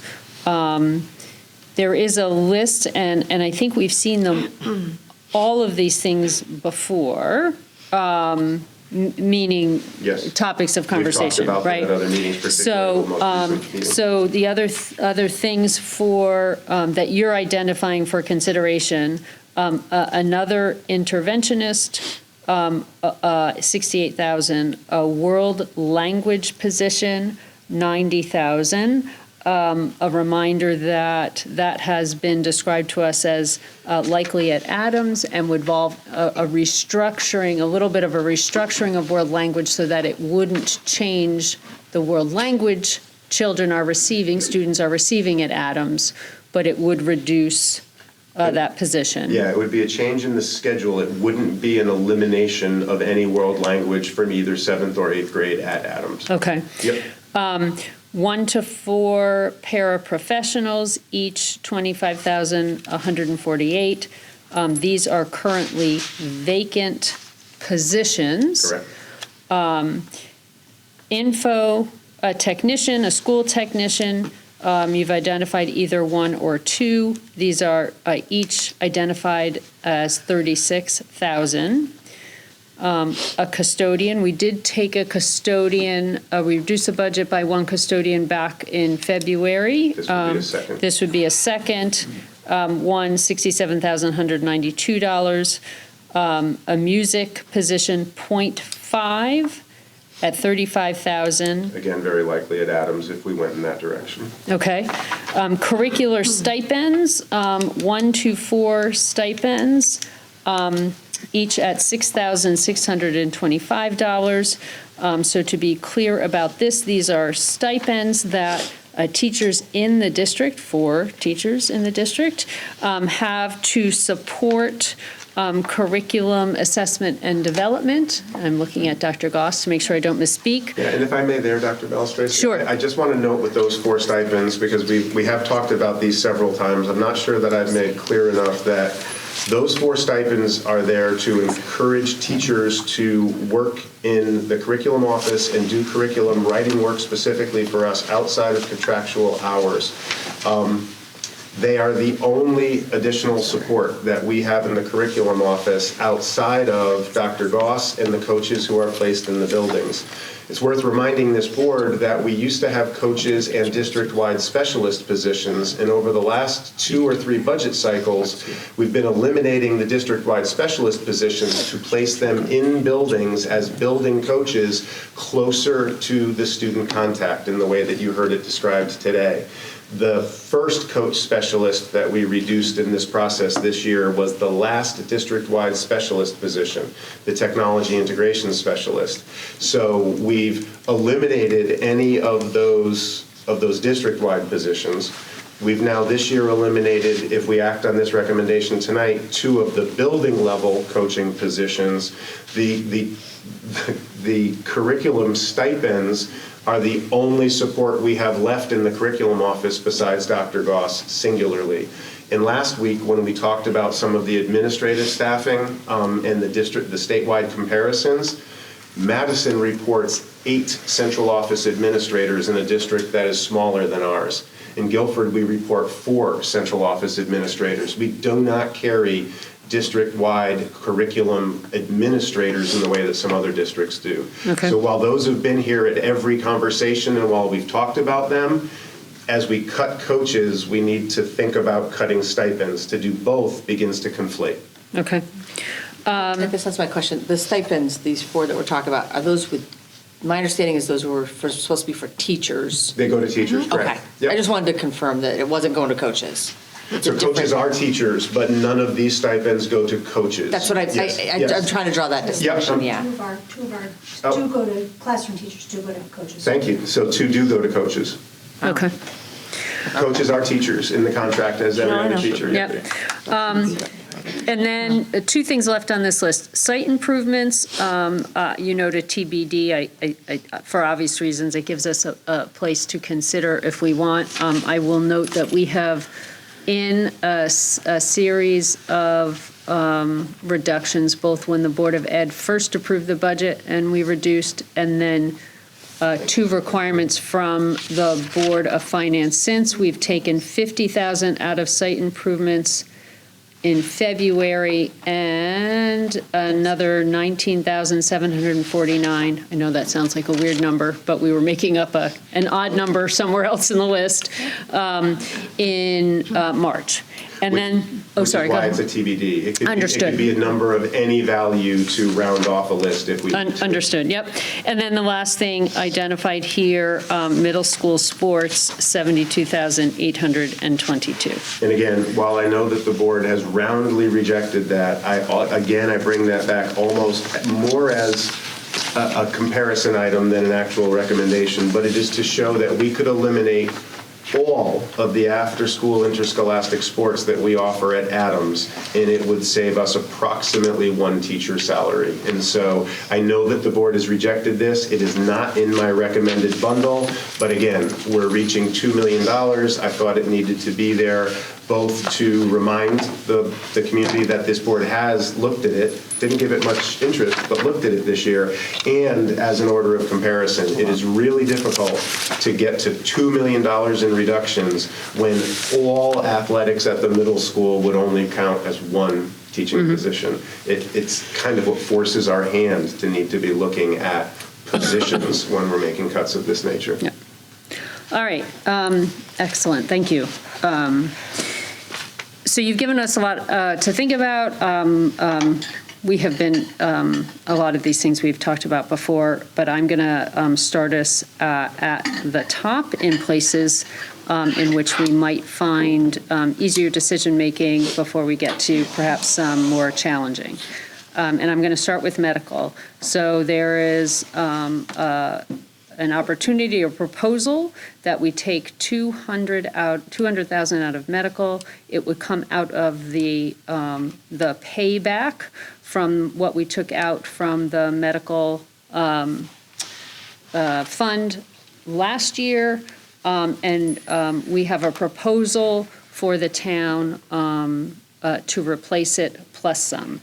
Is there any further discussion on the medical? Again, we're going to go through this process by having a discussion, landing kind of generally where I think we'll land, but we're not voting on anything yet because we know what often we're ending up talking package at the end. Can the medical number change? Like, can we split the difference on that medical from the 585 and increase it from 200 to 268 to like, yeah, or 292? Why don't we leave it now to Or see if we 250? need to flex it?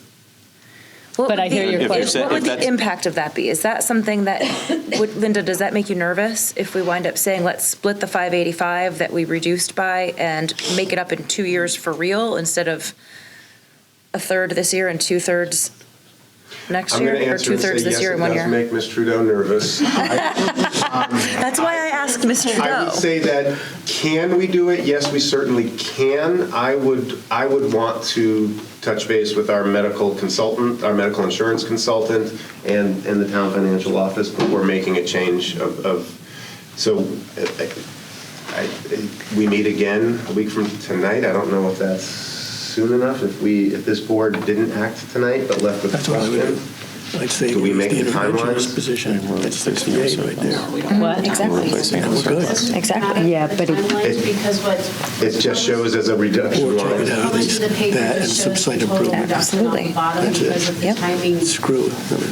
We didn't have time to get Because the rest of the explanation's been actually good. Agreed. We're not hurting people. So there is We're not There's a hurting kids. publication in the paper that does not matter. I think as long as we have. So you're suggesting that we would possibly not make a final vote tonight, and we would wait until next Monday? I'm a little, I am a little concerned about that if any decision here involves a layoff. Yeah. That's what I'm concerned about. It's a terrific idea. I'm just saying if we can't decide tonight, I'm a little bit concerned about that. I mean, we're already We also need more potentially. than a day for people to kind of understand what's at stake before the town meeting, because that's on Tuesday. That's another good Yeah, point. it backs it up really close. It leaves voters without, even if it's not published in the newspaper, it leaves voters without a list of what this board is reducing this time in the budget. And it leaves employees, particularly our teachers, unsure and beginning to look at other districts. Okay. So what you're saying is we don't have the ability tonight to autonomously make a decision about more than 200,000. Right, because we have already, I have not, because the medical consultant has been consulted in this possibility. At 200. And also, town also the town financial officer. So Mary Jane and Mitch and and Matt Hogan have all been Mrs. part of Trudeau. these conversations with us. Okay, all right. It was a Well, let's see what we a get. great idea. I mean, I Okay. don't know. I still feel like we can split the difference since that's the theory of what we're doing. We're just not, if we got closer to 50% of Same split. theory with a different number. Right. So what I'm hearing, though, I think, I'm not hearing from everyone, but in general, is there anyone who has a concern about this 200? There's a proposal, obviously, to see if we increase it, but any concern about 200? I think we should keep it on the Okay, list. excellent. Keep it on the list. Professional development, 70,000. Is there anyone who has a concern about this? I won't say no to that. Dr. Freeman, can you just talk about the impact a little bit further that would have for the coming academic year? My hope is that we recognize offsetting dollars and that it has no impact at all. And so that was the reason that I set up the possibility of new ECS funds offsetting it. If it were to happen, it means that we would end up needing to reduce the outside contracts that we gain that help with our professional growth and development. Most recently, that has relied heavily on the Harvard Graduate School of Education and Partners for Educational Leadership. We've worked really well with a group of other schools working on math instruction and changing the math instruction that we particularly focused at the high school. And we've seen really good progress there.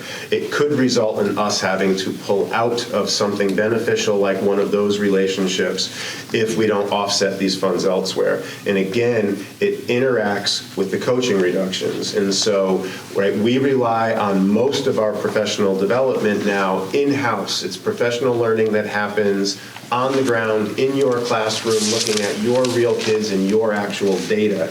And so to be cutting the coaching supports by 20 or 30%, the people that do that work, and if we don't offset this, then it begins to be a real dearth of professional learning, and districts end up stagnating and then ultimately going backwards. So I believe it will have no impact, but I don't have all the details there, and so I need to just be clear that it could have that impact. If it does end up that we need to back out of one of those contract relationships, then it's really important that we stop the instructional coaching cuts at 3 and that we don't begin discussing 4 here tonight if we're going to be looking at that 70 as well as other items.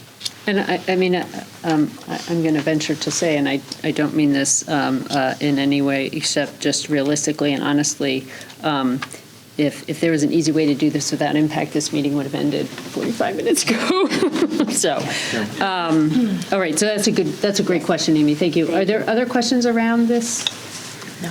Are there, is this something that we're comfortable keeping on the list at this time? Yes, for me. Yes. Arnold, any? I'm going to check with you occasionally so we don't forget you're there or miss you. I'm good. Okay. With the 70,000. Okay, thank you. An instructional coach for the amount of $122,000 because, in fact, this is a current vacancy. This is the amount that the person that held that vacancy, or will be a current vacancy when this person becomes the principal of our elementary school. So it would give us a $122,000 reduction without a layoff. How do people feel about this? Any concerns about this consideration? No concerns. No concerns. Yes, go ahead. My concern is essentially programmatic. Yep. And I'm wondering how much the loss of this vacancy, which was actually a filled position, is going to impact your programmatic goals as it applies to coaching. So I appreciate the question. The vacancy will be created at an elementary level we will be moving coaching support from secondary levels to maintain the coherence of the instructional model as it currently exists, K through 6. What's happening with these 3 coaching vacancies, with these 3 reductions, we've eliminated the last of the district-wide positions, and we will now be eliminating 2 positions that will impact coaching supports 7 through 12. What we are trying to do is to maintain the coherence of the system at the elementary level, where we believe it is most important that all of our students start out strong, and it's where we began building out our coaching model. We are impacting the secondary level, which was the last place that we've grown out, and it was one of the things that we were really proud of the coaching model in Guilford, is that we tried to afford it to all teachers. So it's a really good question. It's going to reduce coaching supports and opportunities at that secondary 7 through 12 level. Okay, and I raised this question somewhat rhetorically in order for the other board members to start looking into, I know most of you have, but to start looking into the efficacy of coaching, and I want the town to understand this as well, that this coaching model that our administration is promoting is incredibly effective. Oops. Arnold is incredibly effective. So Arnold, we lost you, Arnold.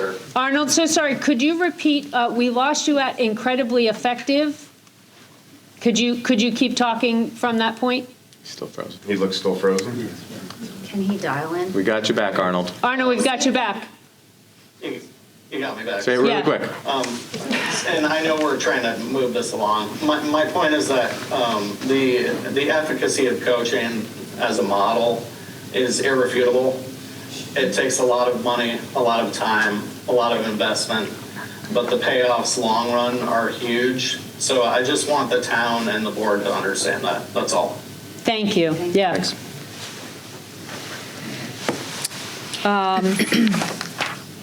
Any other thoughts on that line? It sounds like something, okay, that we'll consider here. Guilford High School, 1 FTE equivalent, essentially various. A class course offering here, if it's a duplication of course offering there, 65,000. Discussion about that.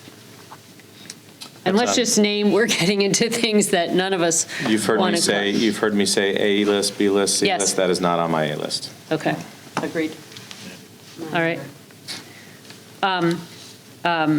It is on my A list, not because I love the idea, but because I don't like other ideas B list is even worse. more. The B list is worse. So, I'm happy, should we kind of move on to something else, and then we'll have a pool of things we're talking about. Okay, interventionist, $68,000. Thoughts on that? That's a no for me.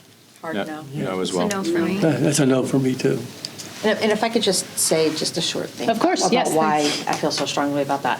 And again, I understand and I believe that the coaching model is the highest form and is something that is necessary to have going forward. And I disagree with Mr. Scretta in that I do think it's something that we need to look at in this district. We've had coaching now for 15 years, and yet, from my time on the board, whenever we have the round table with the teachers, the one thing that, even though they've had the coaching model in place, the one thing that they absolutely insist on is interventionists. So for me, that speaks volumes, that they've had this coaching, almost every teacher's been touched by the coaching, that they're still begging for interventionists. And so there's also a ton of research that shows that intervention and early intervention very clearly has immediate and effective results and actually reduces the need for special ed costs later on. So for me, having the 8 interventionists is great. And that is why I feel so strongly about that model. Again, I fully buy into the coaching model. I just question at this moment if it is actually I don't know what the right phrase is. I keep saying looking for the data, but that's not the right thing. I just don't know if where it stands right now is the perfect model for Guilford, in that maybe it does need some tweaks. I know that in the last budget meeting, Dr. Freeman, you compared it to Milford and said that in the elementary schools, I think you said there were 4 coaches in each elementary school. But what you left out is that they're half coach, half interventionist. So, right, there's other models that I just need to do a deeper dive and see really what is the most effective for this town, because we are a high-performing town.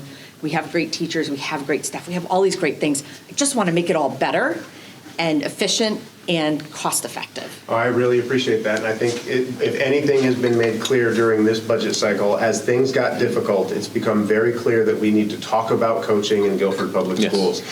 Yes, the Milford model is split. It's not 50-50. It's more like 80-20. Every coach does a very little bit of intervention, but what they did is they eliminated 12 interventionist positions district-wide to get to the number of coaches that they had, and then asked each coach to do a little hands-on instruction with students.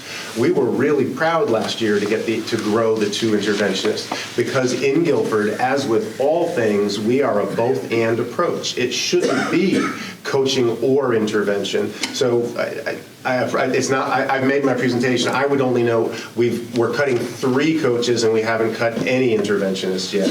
That's why I'm presenting one today. It is about the distributive approach. It's not about arguing with the effectiveness of an intervention or not supporting interventionists as fervently as I support coaches. It's just that we haven't touched that group yet, and we're at $2 million. And it's the same thing that the teachers have asked consistently for. So Understood. They're in the classrooms. That's where I'm going to stick with that. Okay, so I'm not hearing support for the interventionist, which also means that I think we can take it off the bottom list? The bottom list as well. Again, these are not final decisions. If the interventionist is off the top list at 68,000, and this is not to say there isn't discussion around some of the other things, there's 68,000 that we need to get to 525. We have a list in front of us. I think there are a couple of things. I don't want to assume that past discussions are going to dictate how we decide tonight. However, I feel pretty safe in saying that middle school sports is not something we're interested in considering. I'd suggest that if we're going to take 68,000 off of the top list, that we go straight and begin a conversation about site improvements. Exactly. I mean, a lot of these items have been discussed before, and while I hate the idea of buying more deferred maintenance, there was a comment again made earlier that rather than people, we've spent 15 years building up that line. If we need to go backwards this year, I would rather go backwards this year than start looking at other positions that, again, you have already discussed and talk about taking more positions out of this budget. I don't disagree. I think I'd like to try to get to where we could get to understand what that level of reduction in that line is. I'm so sorry, I'm not quite I don't want to following start you. with a base number for site improvements. Right. Okay. Because ultimately But- that's going to drive our other cuts. Okay. Right? So if we focus on what we're all proposing as a board for cuts, we need to figure out what that gets us to. Yep. Where we get to might dictate where we go with site improvements. Okay, so, but then what you're proposing is you have some other suggestions from. Yeah, I just don't want ELS. site improvements to drive the conversation. No. Well, I think that the opportunity was to simply replace the 68,000, but if other people want. That was my suggestion. Yeah, no, I understand that. So let's have some discussion about some of these other items. One is potentially an information technology specialist. We have not, school technician, we have not. This is a terrible way to talk about this. We haven't touched that group yet. There's a potential for 36,000 there.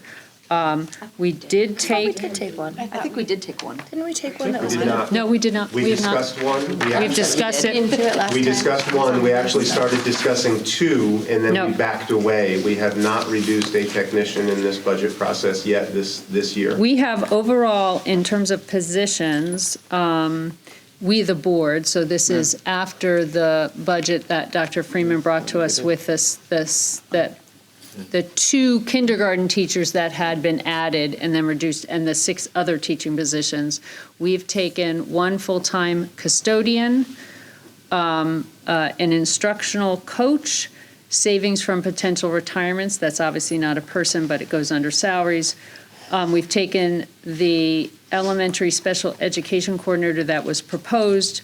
We've taken a second instructional coach, and we've taken 1 paraprofessional. That's what we've taken to date in terms of positions. That's correct. So again, I think there's perhaps a consideration for this information technology school technician if we don't want if we want to consider that besides site improvements. I'm not sure. Again, we've already taken 1 paraprofessional. We know these positions are vacant at the moment. We do know, I did look that our budgets, final budgets in the last 2 completed years, even when we had taken 2 paraprofessional positions in each of those budgets before finalizing, both of the last 2 years finished the year with that line 90%, approximately 90% spent. Which meant there was anywhere from, I think, like 200 to 250,000 left over. That's just a 2-year trend. Because we couldn't fill them, not because we didn't think they were needed. Well, so Dr. Bell Tracy and I were having a conversation earlier, and I thought it was helpful. It might be helpful to think about paraprofessionals. It is a much more fluid line than the teaching line is. So when we hire in teachers, we hire the number at the beginning of the year, and that number is the number that we have at the close of the year. The paraprofessional line is much more fluid. Every year when we talk about reducing paraprofessionals, I always say, remember, if at any time an IEP makes it clear that a student requires paraprofessional support, we will provide that support. So it is a budget line that essentially never has a cap. It is more of a projection every year as tuition is. And in the last 2 years, in part because we have been unable to keep the positions filled, it is a much more itinerant group. We have some paraprofessionals who have been with us for 20 and 30 years, but oftentimes we have people who stay for a much shorter stay and sometimes don't even complete a full school year.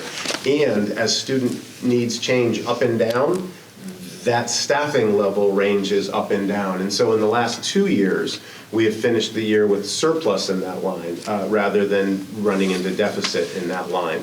So when we suggested that we think we could remove up to 5 paraprofessional positions because we've had sort of between 4 and 9 vacancies that we've been running all this year.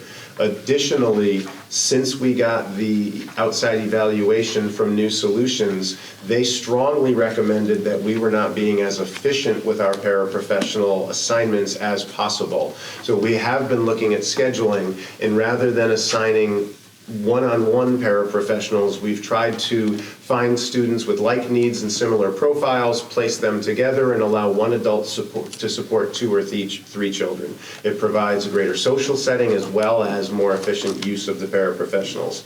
So again, we've reduced 1 so far in this budget cycle. We could reduce another additional 1 or 2. It doesn't mean that we would ever leave a student with their needs not being met, but it might be helpful to think of it more like the tuition line than the teacher line.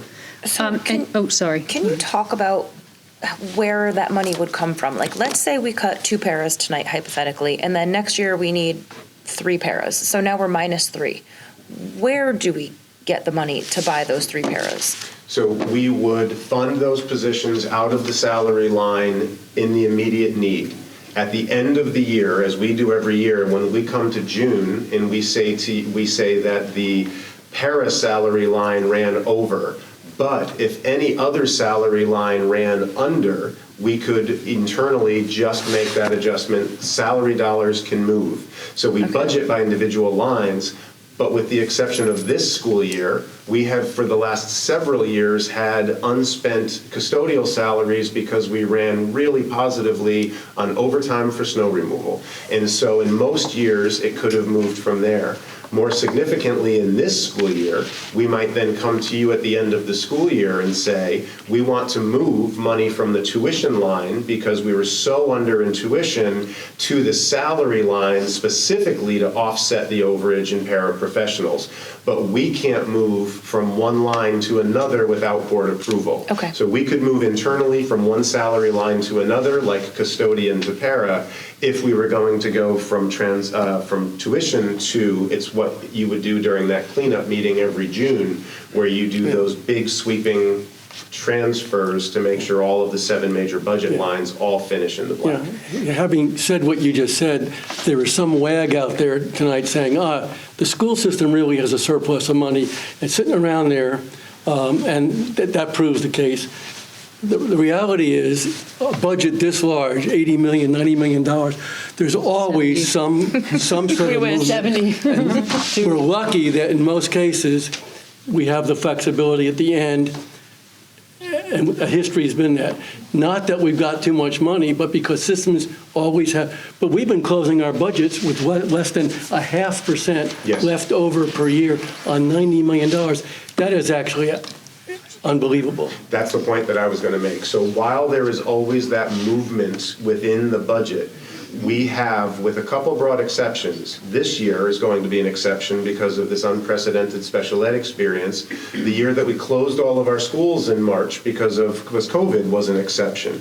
But in most given years, we return a very small amount of our dollars unspent because we manage it very carefully and we make those transitions thoughtfully and carefully. We have never, in my experience in Guilford Public Schools or in anybody's recent memory, had to go back to the town for a special appropriation for ever being overspent on our budget. We always work within the existing budget. Yeah. I want to go back to this, and I know people are wanting to consider amounts, but I just want to go back to the site improvement because, to state the obvious, this is not a person.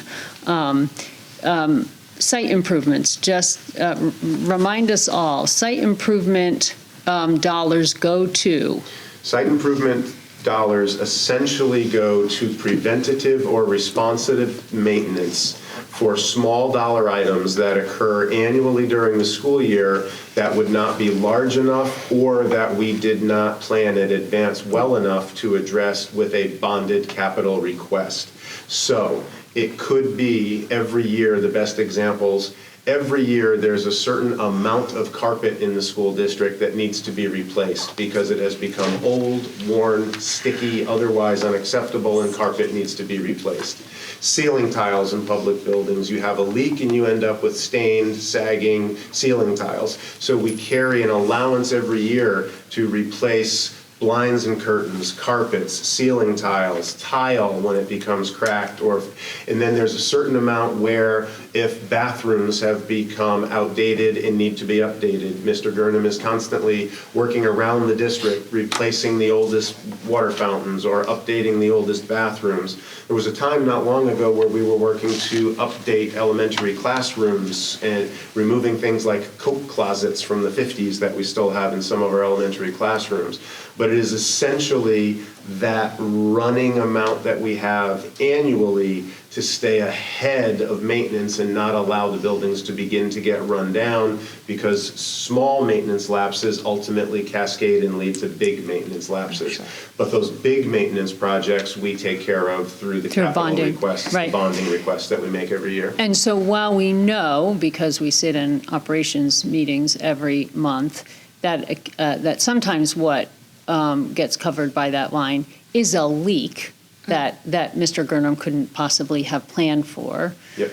What you are explaining is that some of it sounds like things that get planned for the next year, so that a reduction in that line could mean that, I'm making this up, several classrooms will have their carpet replaced the following year instead of in the 26-27 year. Yes, or bathrooms that were targeted for renovation will be pushed off another year or two.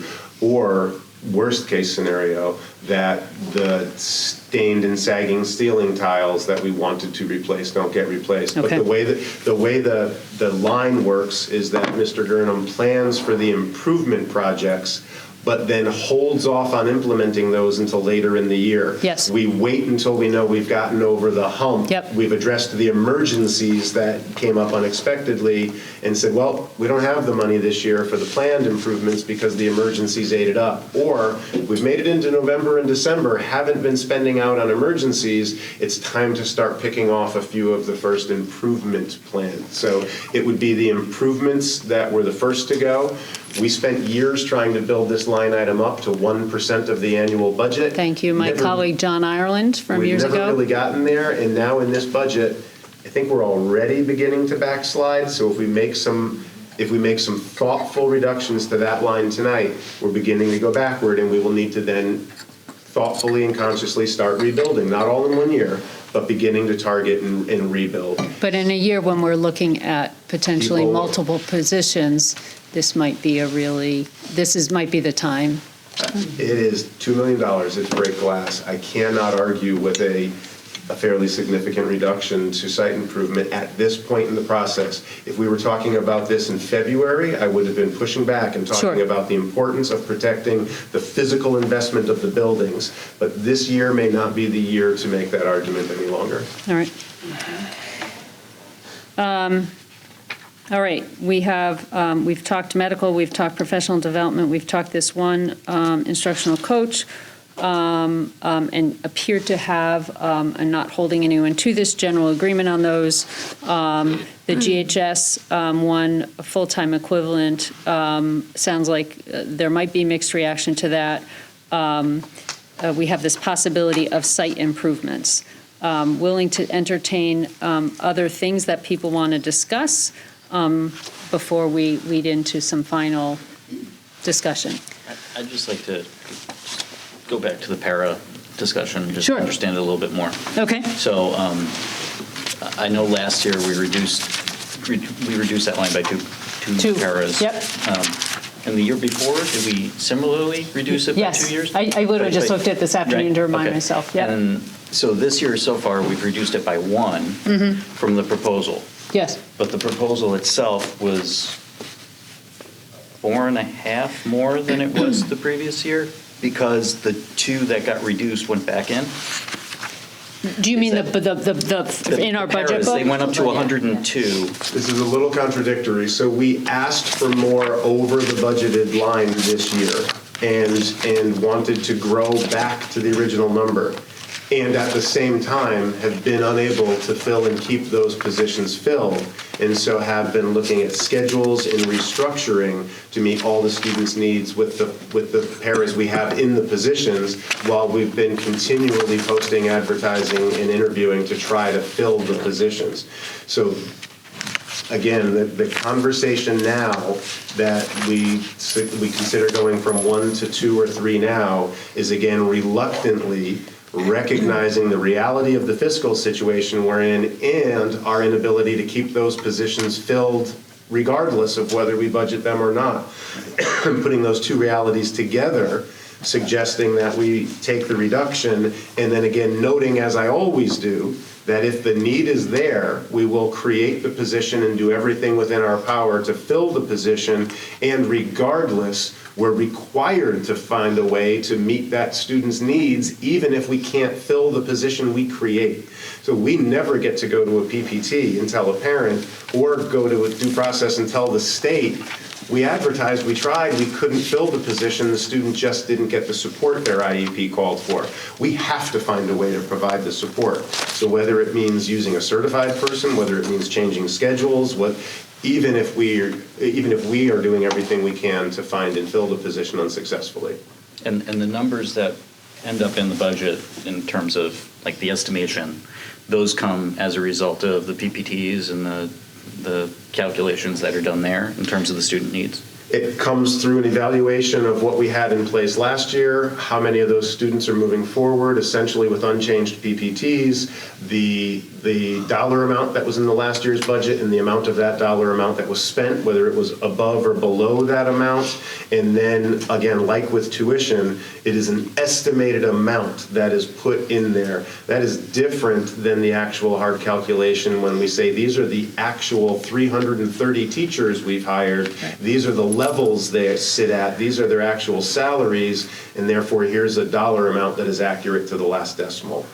This is, again, a projection, and we work within that projection. Okay. I'm just wondering if we're having trouble filling these positions, and last year we reduced by 2, and the year before we reduced by 2, if we're already increasing or proposing an increase, does it make sense to decrease by 2 again this year instead of just the 1? It doesn't seem like the most rational decision, but at this point in the conversation and needing to find, again, we are looking for options to present to the board. This would be a way to reduce the budget. We believe that we went up because we wanted to go up. If the financial situation had been good, we would have been more comfortable having a higher budget to work within and likely come in underspent. This is turning that on its head, but we're making decisions that we would rather not be making at this time.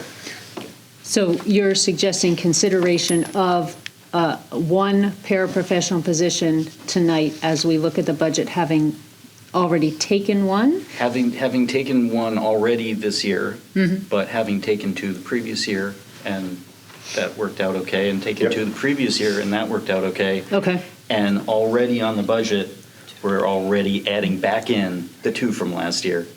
Right. This brings us back to Which brings us back to where we are. Yes. And there's not an individual in the position right now, so it's not a It's layoff. not a layoff. Speak to It's not that. a real person, and it brings us back to where we started. Speak to the fact that it's not someone that's in the position, because ultimately I think I'm hearing 2 different things. I'm hearing that we're putting these positions into the budget so that when we need them, we have them. And then there's other positions in which we can't fill. So how many of the paraprofession positions right now are needed but unfilled? I would need Mr. Scanziano to help me tease that out. I'm not. But that is a condition that exists, right? No, It's not. No, what I would say was that we are now, and again, I'm speaking at a bit of a distance. I would want to talk to Mr. Scanziano, and I'd want to talk to the special ed coordinators who are sitting in those PPTs and hearing from the parents. I don't know that every parent of a special ed child would characterize it the way that I'm characterizing it. My understanding is that through this school year, we have fluctuated we've fluctuated from about 3 to 9 vacant paraprofessional positions because we've been unable to find and fill those positions. We are, however, finding ways to meet the needs of the students, and that is happening because the special ed coordinators are working with their teams, and they are being as creative as necessary to meet the needs of those students, even though we would prefer to be able to fill another para position. And then Mr. Scanziano is helping them, and when necessary, moving from one building to another, because if there is student needs that are emergent in one location and another building where the students are all generally doing really well, we might relocate a para from one position, from one building to another to meet a new or emergent need, and then backfill more creatively at the other location. So again, we would love to be able to fill all of the positions and hire at this level, but when you combine the fiscal reality with our inability to fill, it's not unlike the decision we made at the elementary level to reduce foreign language some years ago. Sure. Right? Part of our concern was that we were unable in the last year that we had world language at all 4 schools to hire teachers to provide it at all 4 schools. So while we were advertising that we were offering world language, we were actually offering a science exploratory position in one school, because we could hire a generalist K-6 certified, but we couldn't find and hire a world language teacher for those K-6 schools. So it's a little bit of that confluence. It's recognizing the challenging fiscal reality, acknowledging the reality that we haven't been able to fill them anyway, and saying this is a place to make, again, a reduction of 2 as we did last year. We wanted to go up by 2, we weren't able to, but let's just acknowledge that and go back to the starting point by reducing the 2 that were in fact an increase. That's a lot of words.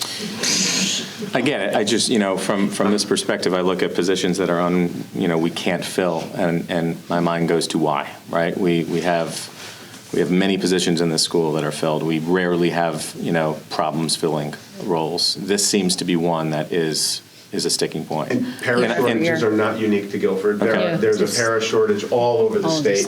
There's a shortage of special education teachers all over the state, which then exacerbates the para shortage. A lot of our paras used to be teachers who secured special ed certification but hadn't found a job yet. And so they would come to us to get a year or two of experience to help them land that special education job.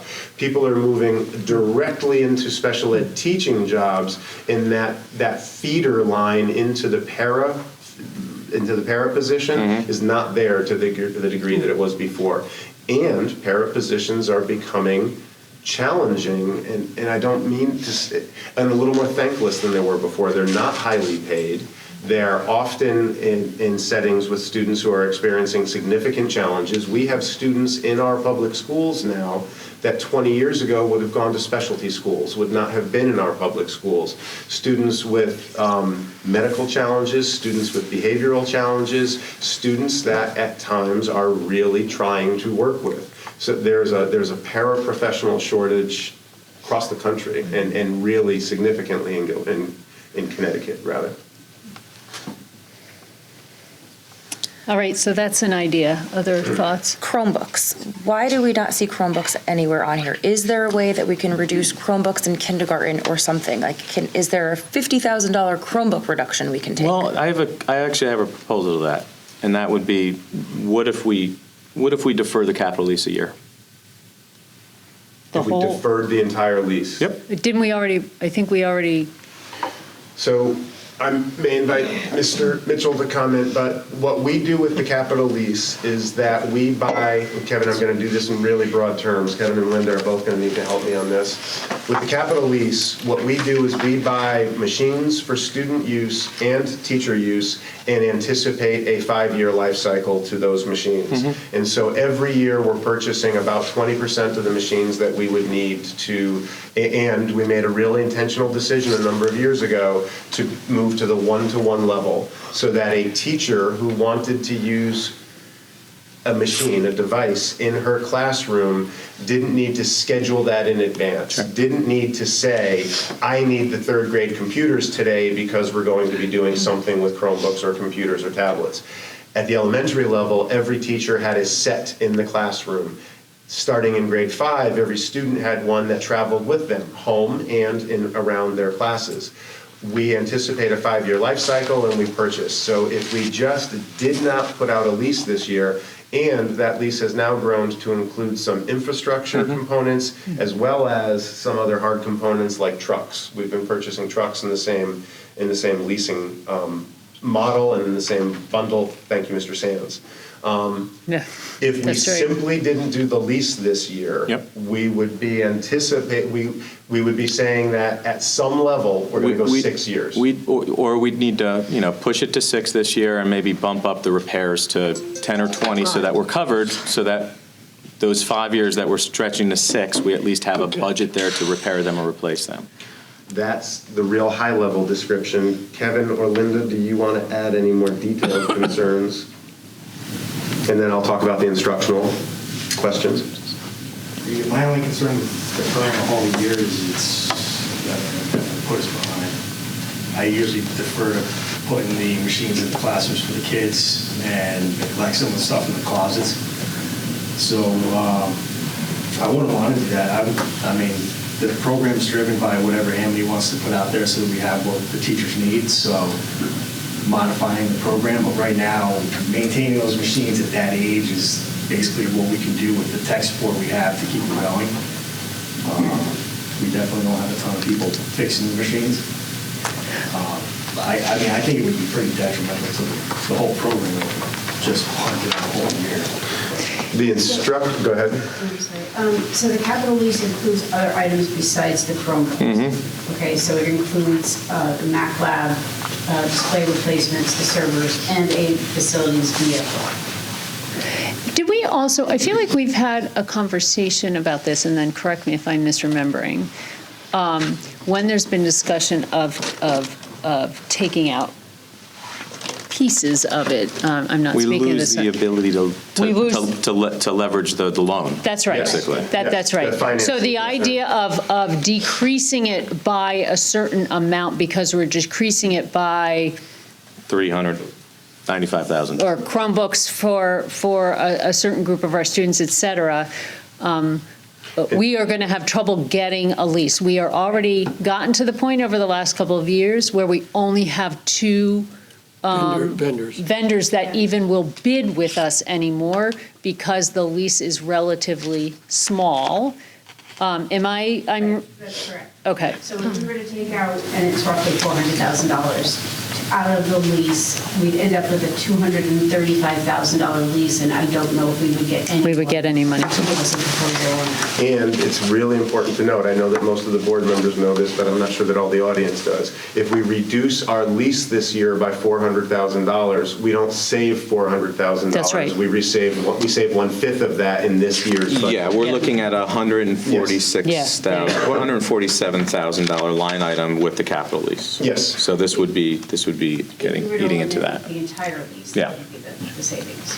Now, instructionally, again, a major reason for wanting every class to have the class set is that it allows every teacher to work with those Chromebooks without having to plan and get the computer lab. I don't have to bring my students down to a computer lab, or I don't need to schedule the third grade cart. They all have access to it when it is most natural and most organic for them to use it. It is important to note that the state of Connecticut requires our students to take the annual assessments in grades 3 through 8 on a Chromebook. So we would not want to eliminate their exposure to Chromebooks and their comfort level with Chromebooks and only have them see it for the first time when they sit down to take the assessment as third graders. And so I'm not advocating against getting rid of Chromebooks. I am advocating for a workshop in which we could talk publicly Yeah, I think about that's where we're getting. about how we That's where use we're getting. Chromebooks, because there's a Yes. lot of misinformation and disinformation going around the use of Chromebooks. But it Okay. is worth looking at what an extra year would do to us if we were to Yep. stretch it out. Because this is a significant amount that we could potentially not do a capital lease this year and defer these items until next year. if we didn't do the lease completely this year, would that place us at risk of Jeopardy. losing it a year later? Or is it simply the dollar amount but not the regularity with which we request? It's just a dollar amount. It's just a dollar amount. It would be a. So cutting it in half would place us at risk about not getting a bid. Not getting the But bid. eliminating it completely would add the additional, it wouldn't just be taking out a year of Chromebooks, it would be cutting a truck that we were going to purchase this year. I would argue the truck could probably be purchased and at least separately from a capital lease. Yes, that one we would probably be, I don't know if we get the Maybe a same. construction lease. Correct. It'd be just the value of the actual vehicle. But you are also creating a fiscal cliff, because with the That's right. cycle of the lease now, we have a lease payment drop off and we add a new lease. We don't Next do- year, we have to. We don't do a lease this year, you're going to have that large increase in the following year when we add a lease back in. You're going to have, yes, you're going to rebuild, you're going to build back in that $100 and some odd thousand that we were deferring this year. Yeah. Which is different than some of the other decisions we might be making tonight.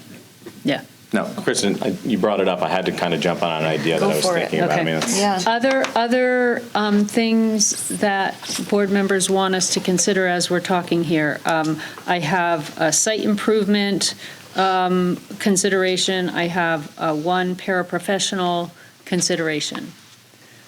I'd like to talk about deferring the curriculum stipends, all 4 of them. So I want them. We've gone without them for a few years now. I think I'm asking for one more year. That's all I'm asking for. Oh, I understand that, but I do want to note that, again, we have also eliminated the 3 district-wide specialist positions. So we have previously had a district-wide math specialist who did a significant amount of math curriculum work. We then had a STEM specialist who did a significant amount of curricular work. And then we have had the technology integrations. Those have all been eliminated as the coaches have been placed in the schools closest to the students and supporting the teachers directly. So now, with all 3 of the district-wide specialists positions gone, with 2 of the coaching positions gone. One of our high school coach did a significant amount of curricular work at the high school level, specifically in science and in PE, and all those curriculums were presented to the board. My concern there is that we are really beginning to target, I apologize for using the word, I just can't come up with a better one right now, core Tier 1 instruction. We've already cut a number of classroom teaching positions. We're now cutting coaching positions, and if we take away the only curricular support that we have besides an individual sitting to my left, we are protecting, there was a comment tonight about making sure we protect the most vulnerable students. But Tier 1, mainstream instruction is the core of what we do. And and again, I'll note, Madison has 8 central office administrators because they have curriculum administrators. We had specialists that we've eliminated. We've created stipends to try to fill that gap. And if we take those away, I really worry that we're really targeting that core Tier 1 instruction and the curriculum on which that instruction takes place. And I'm really beginning to sweat about how much of these cuts are landing at that level. But what does the 26-27 year look like for those 4 individuals that would be receiving, what's the total per person? $6,000 in stipends. What does the 26-27 year look like in terms of curriculum that needs reworking? Well, we have not had any major overhaul to curriculum since 2017. That was the last time there was a regular cycle. We had just begun this year to rebuild that regular cycle of curriculum revision. And so that would be a couple of additional courses in social studies, which were begun this year. That would be, we'd be looking at geometry and probably Algebra 2 in math. But we'd be looking generally at the 7-12 band for math. And that would be to continue the work that we've done with Portrait of Graduate Integration throughout the elementary level. And then there is a position that coordinates all of those pieces and creates those timelines and makes sure that there's a process for the way that system works. Jen, it looked like you were going to want to speak. I was just thinking about the curriculum revision, and you started the process of curriculum revision, and you started to answer that question, and I'm just going to say it back to make sure I'm understanding you correctly. So you're saying the curriculum we're currently using is almost 10 years without any revision, which in the world of curriculum, and that is not to say that teachers are not modifying and adjusting things in accordance with high quality instruction and the needs of their students. I understand that. But in the life of curriculum, that is relatively outdated or old. Like it's Generally, time. 5 to 7 years is considered acceptable. Correct. And to eliminate these folks, then the curriculum would continue to be revised, but the pool of voices contributing to that revision would be reduced to whom? Right, so like if you don't, because this is, in my mind, these 2 teachers are 2 on-the-ground people who are working with a curriculum that bring a certain expertise. Then you have 2 coaches who are bringing a different level of expertise, I'm assuming yourself. So if we reduce the stipends, who does the revision? Nobody. We could be falling back to a model where we look to put volunteer committees together over the summer, which is what we were using before the stipends. And one of the reasons we became late is that after the pandemic, we weren't getting teachers to come in and do the summer work. Teachers were not available or willing to come in during the summers to do that level of work. So offering the stipends in one way is just moving the dollars from summer to the year, but it was a way to get 4 people that really spend time working, getting to know the process and the cycle, developing some skill, and building some leadership for their resume that they could then use right as a growth opportunity for the teachers, because the other models simply wasn't working. Wasn't happening anymore. And teachers have been incredibly grateful. I've been surprised by how grateful they've been for this leadership this year, because they feel like their voices are being heard, like they are actually the ones authoring the curriculum, whereas in many districts and in past, it's really been someone sitting in an office writing curriculum and telling them to do it. And now the teachers are the ones who are authoring curriculum. And the hidden benefit of that is and maybe equal. The teachers who would do this for a pittance, I mean, we're talking about very little money here for the amount of work that's required. But the benefit to the teachers is that they become experts more than they were before, and they become then permanent experts for us thereafter. So we're building institutional capacity. We're not spending money, we're investing it. And what we've found is that the teachers have experienced this as a professional development opportunity. Right. They have come to us and said, I didn't think I was going to learn anything in that process, and it was wonderful. I learned so much. So, and I need to clarify, it's not that 2 of these stipends go specifically to coaches, it's that in this moment they happen to. They were 4 stipends. They were posted to any teacher in the district. They were posted to all teachers, which is why I was trying to make that clarification. Just happens to be 2 and 2. They're not structured that way.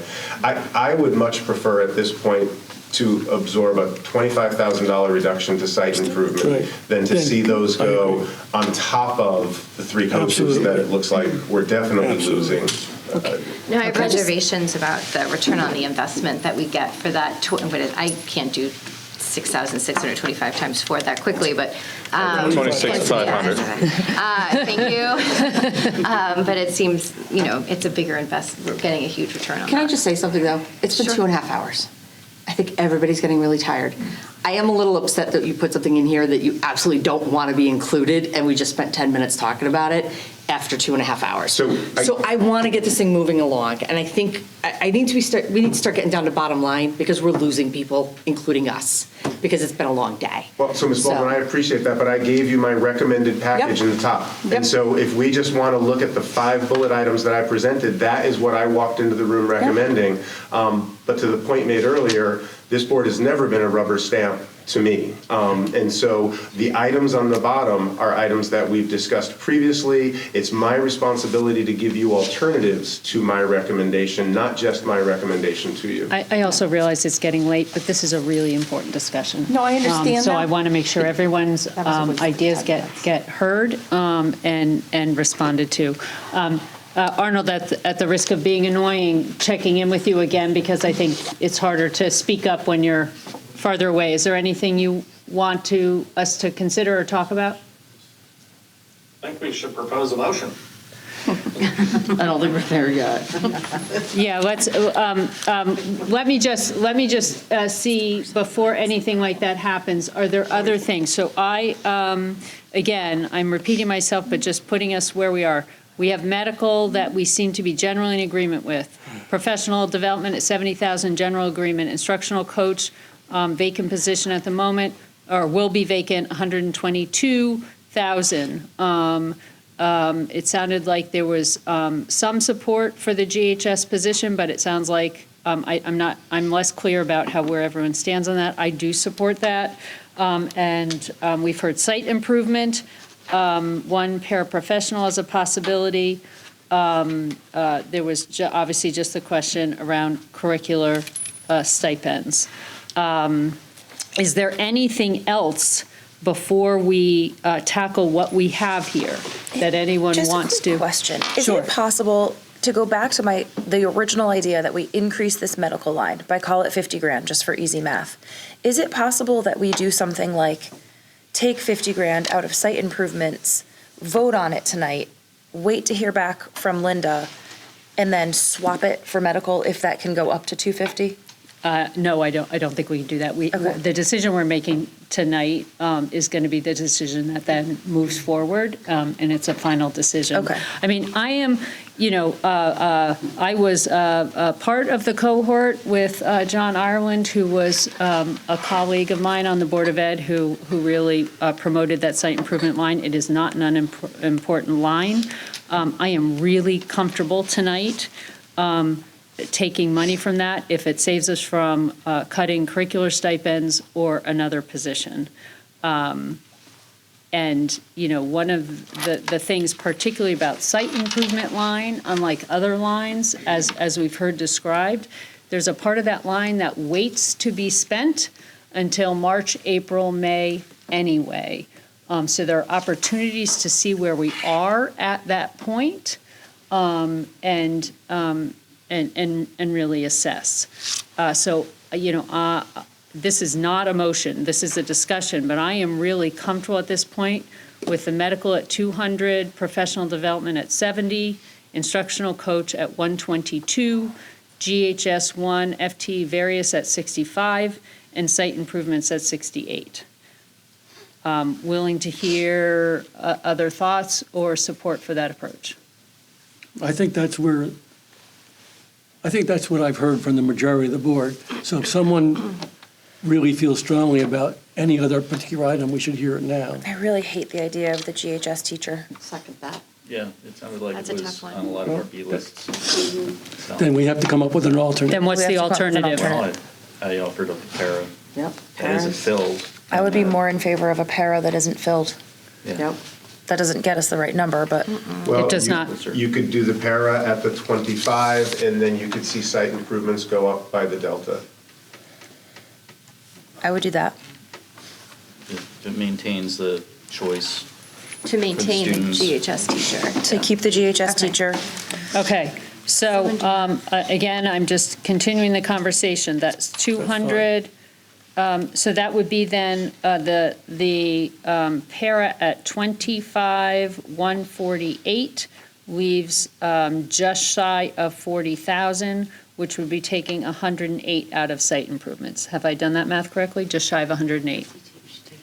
So, Sorry, go through the numbers again. right. So 200 medical, 70 professional development, 122 instructional coach, 25,148 Yep. paraprofessional. And what that leaves then is 68,000 plus. 39,852 would make site improvement $107,852. Yeah, so just shy of the 108, but could you repeat that number again, please? Site improvement would be $107,852. And that brings us to 525 total.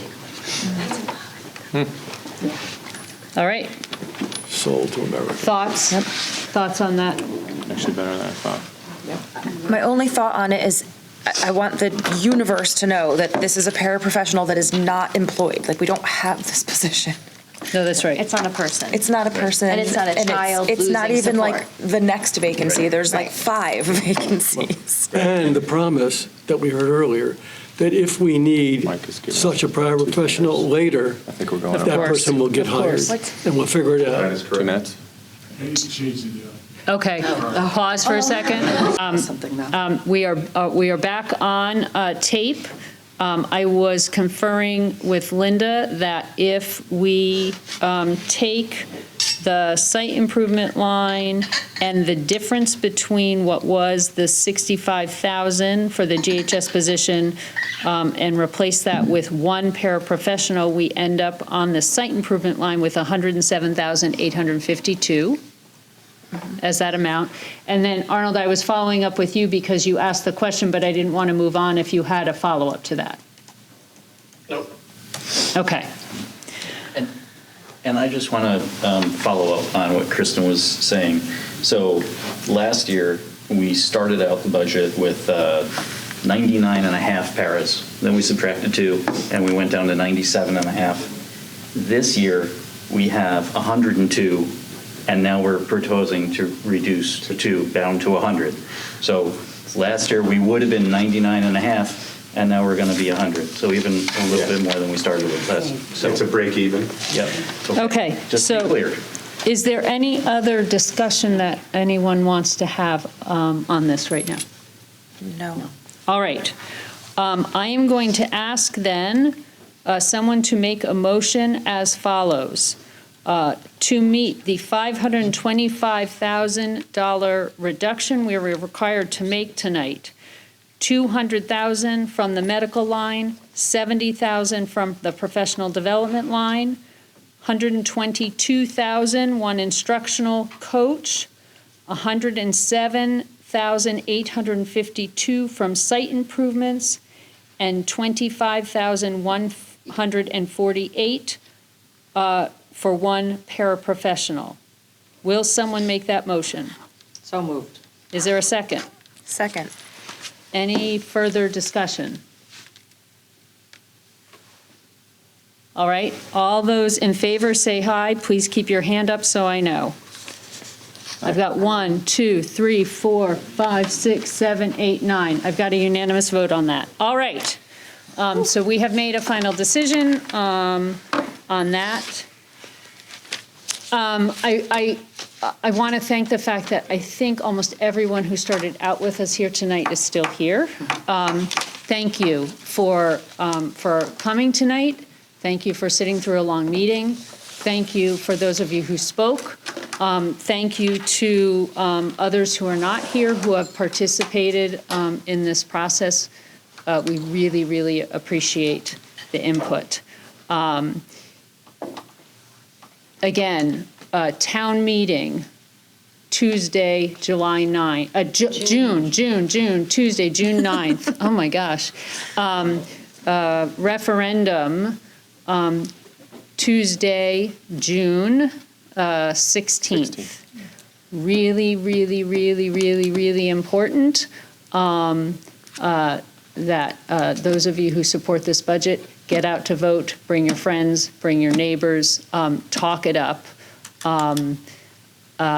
If this budget, if the referendum does not pass on July 1st, we end, well, I can't speak for the town, but we revert back to our current budget amount and have to start off the 2026-2027 year with a budget amount that exists for the current year, even though we will have increases to raises and increases to salaries for various employees, increases to various other costs. It's not a good situation, and we stay in that position until a referendum passes.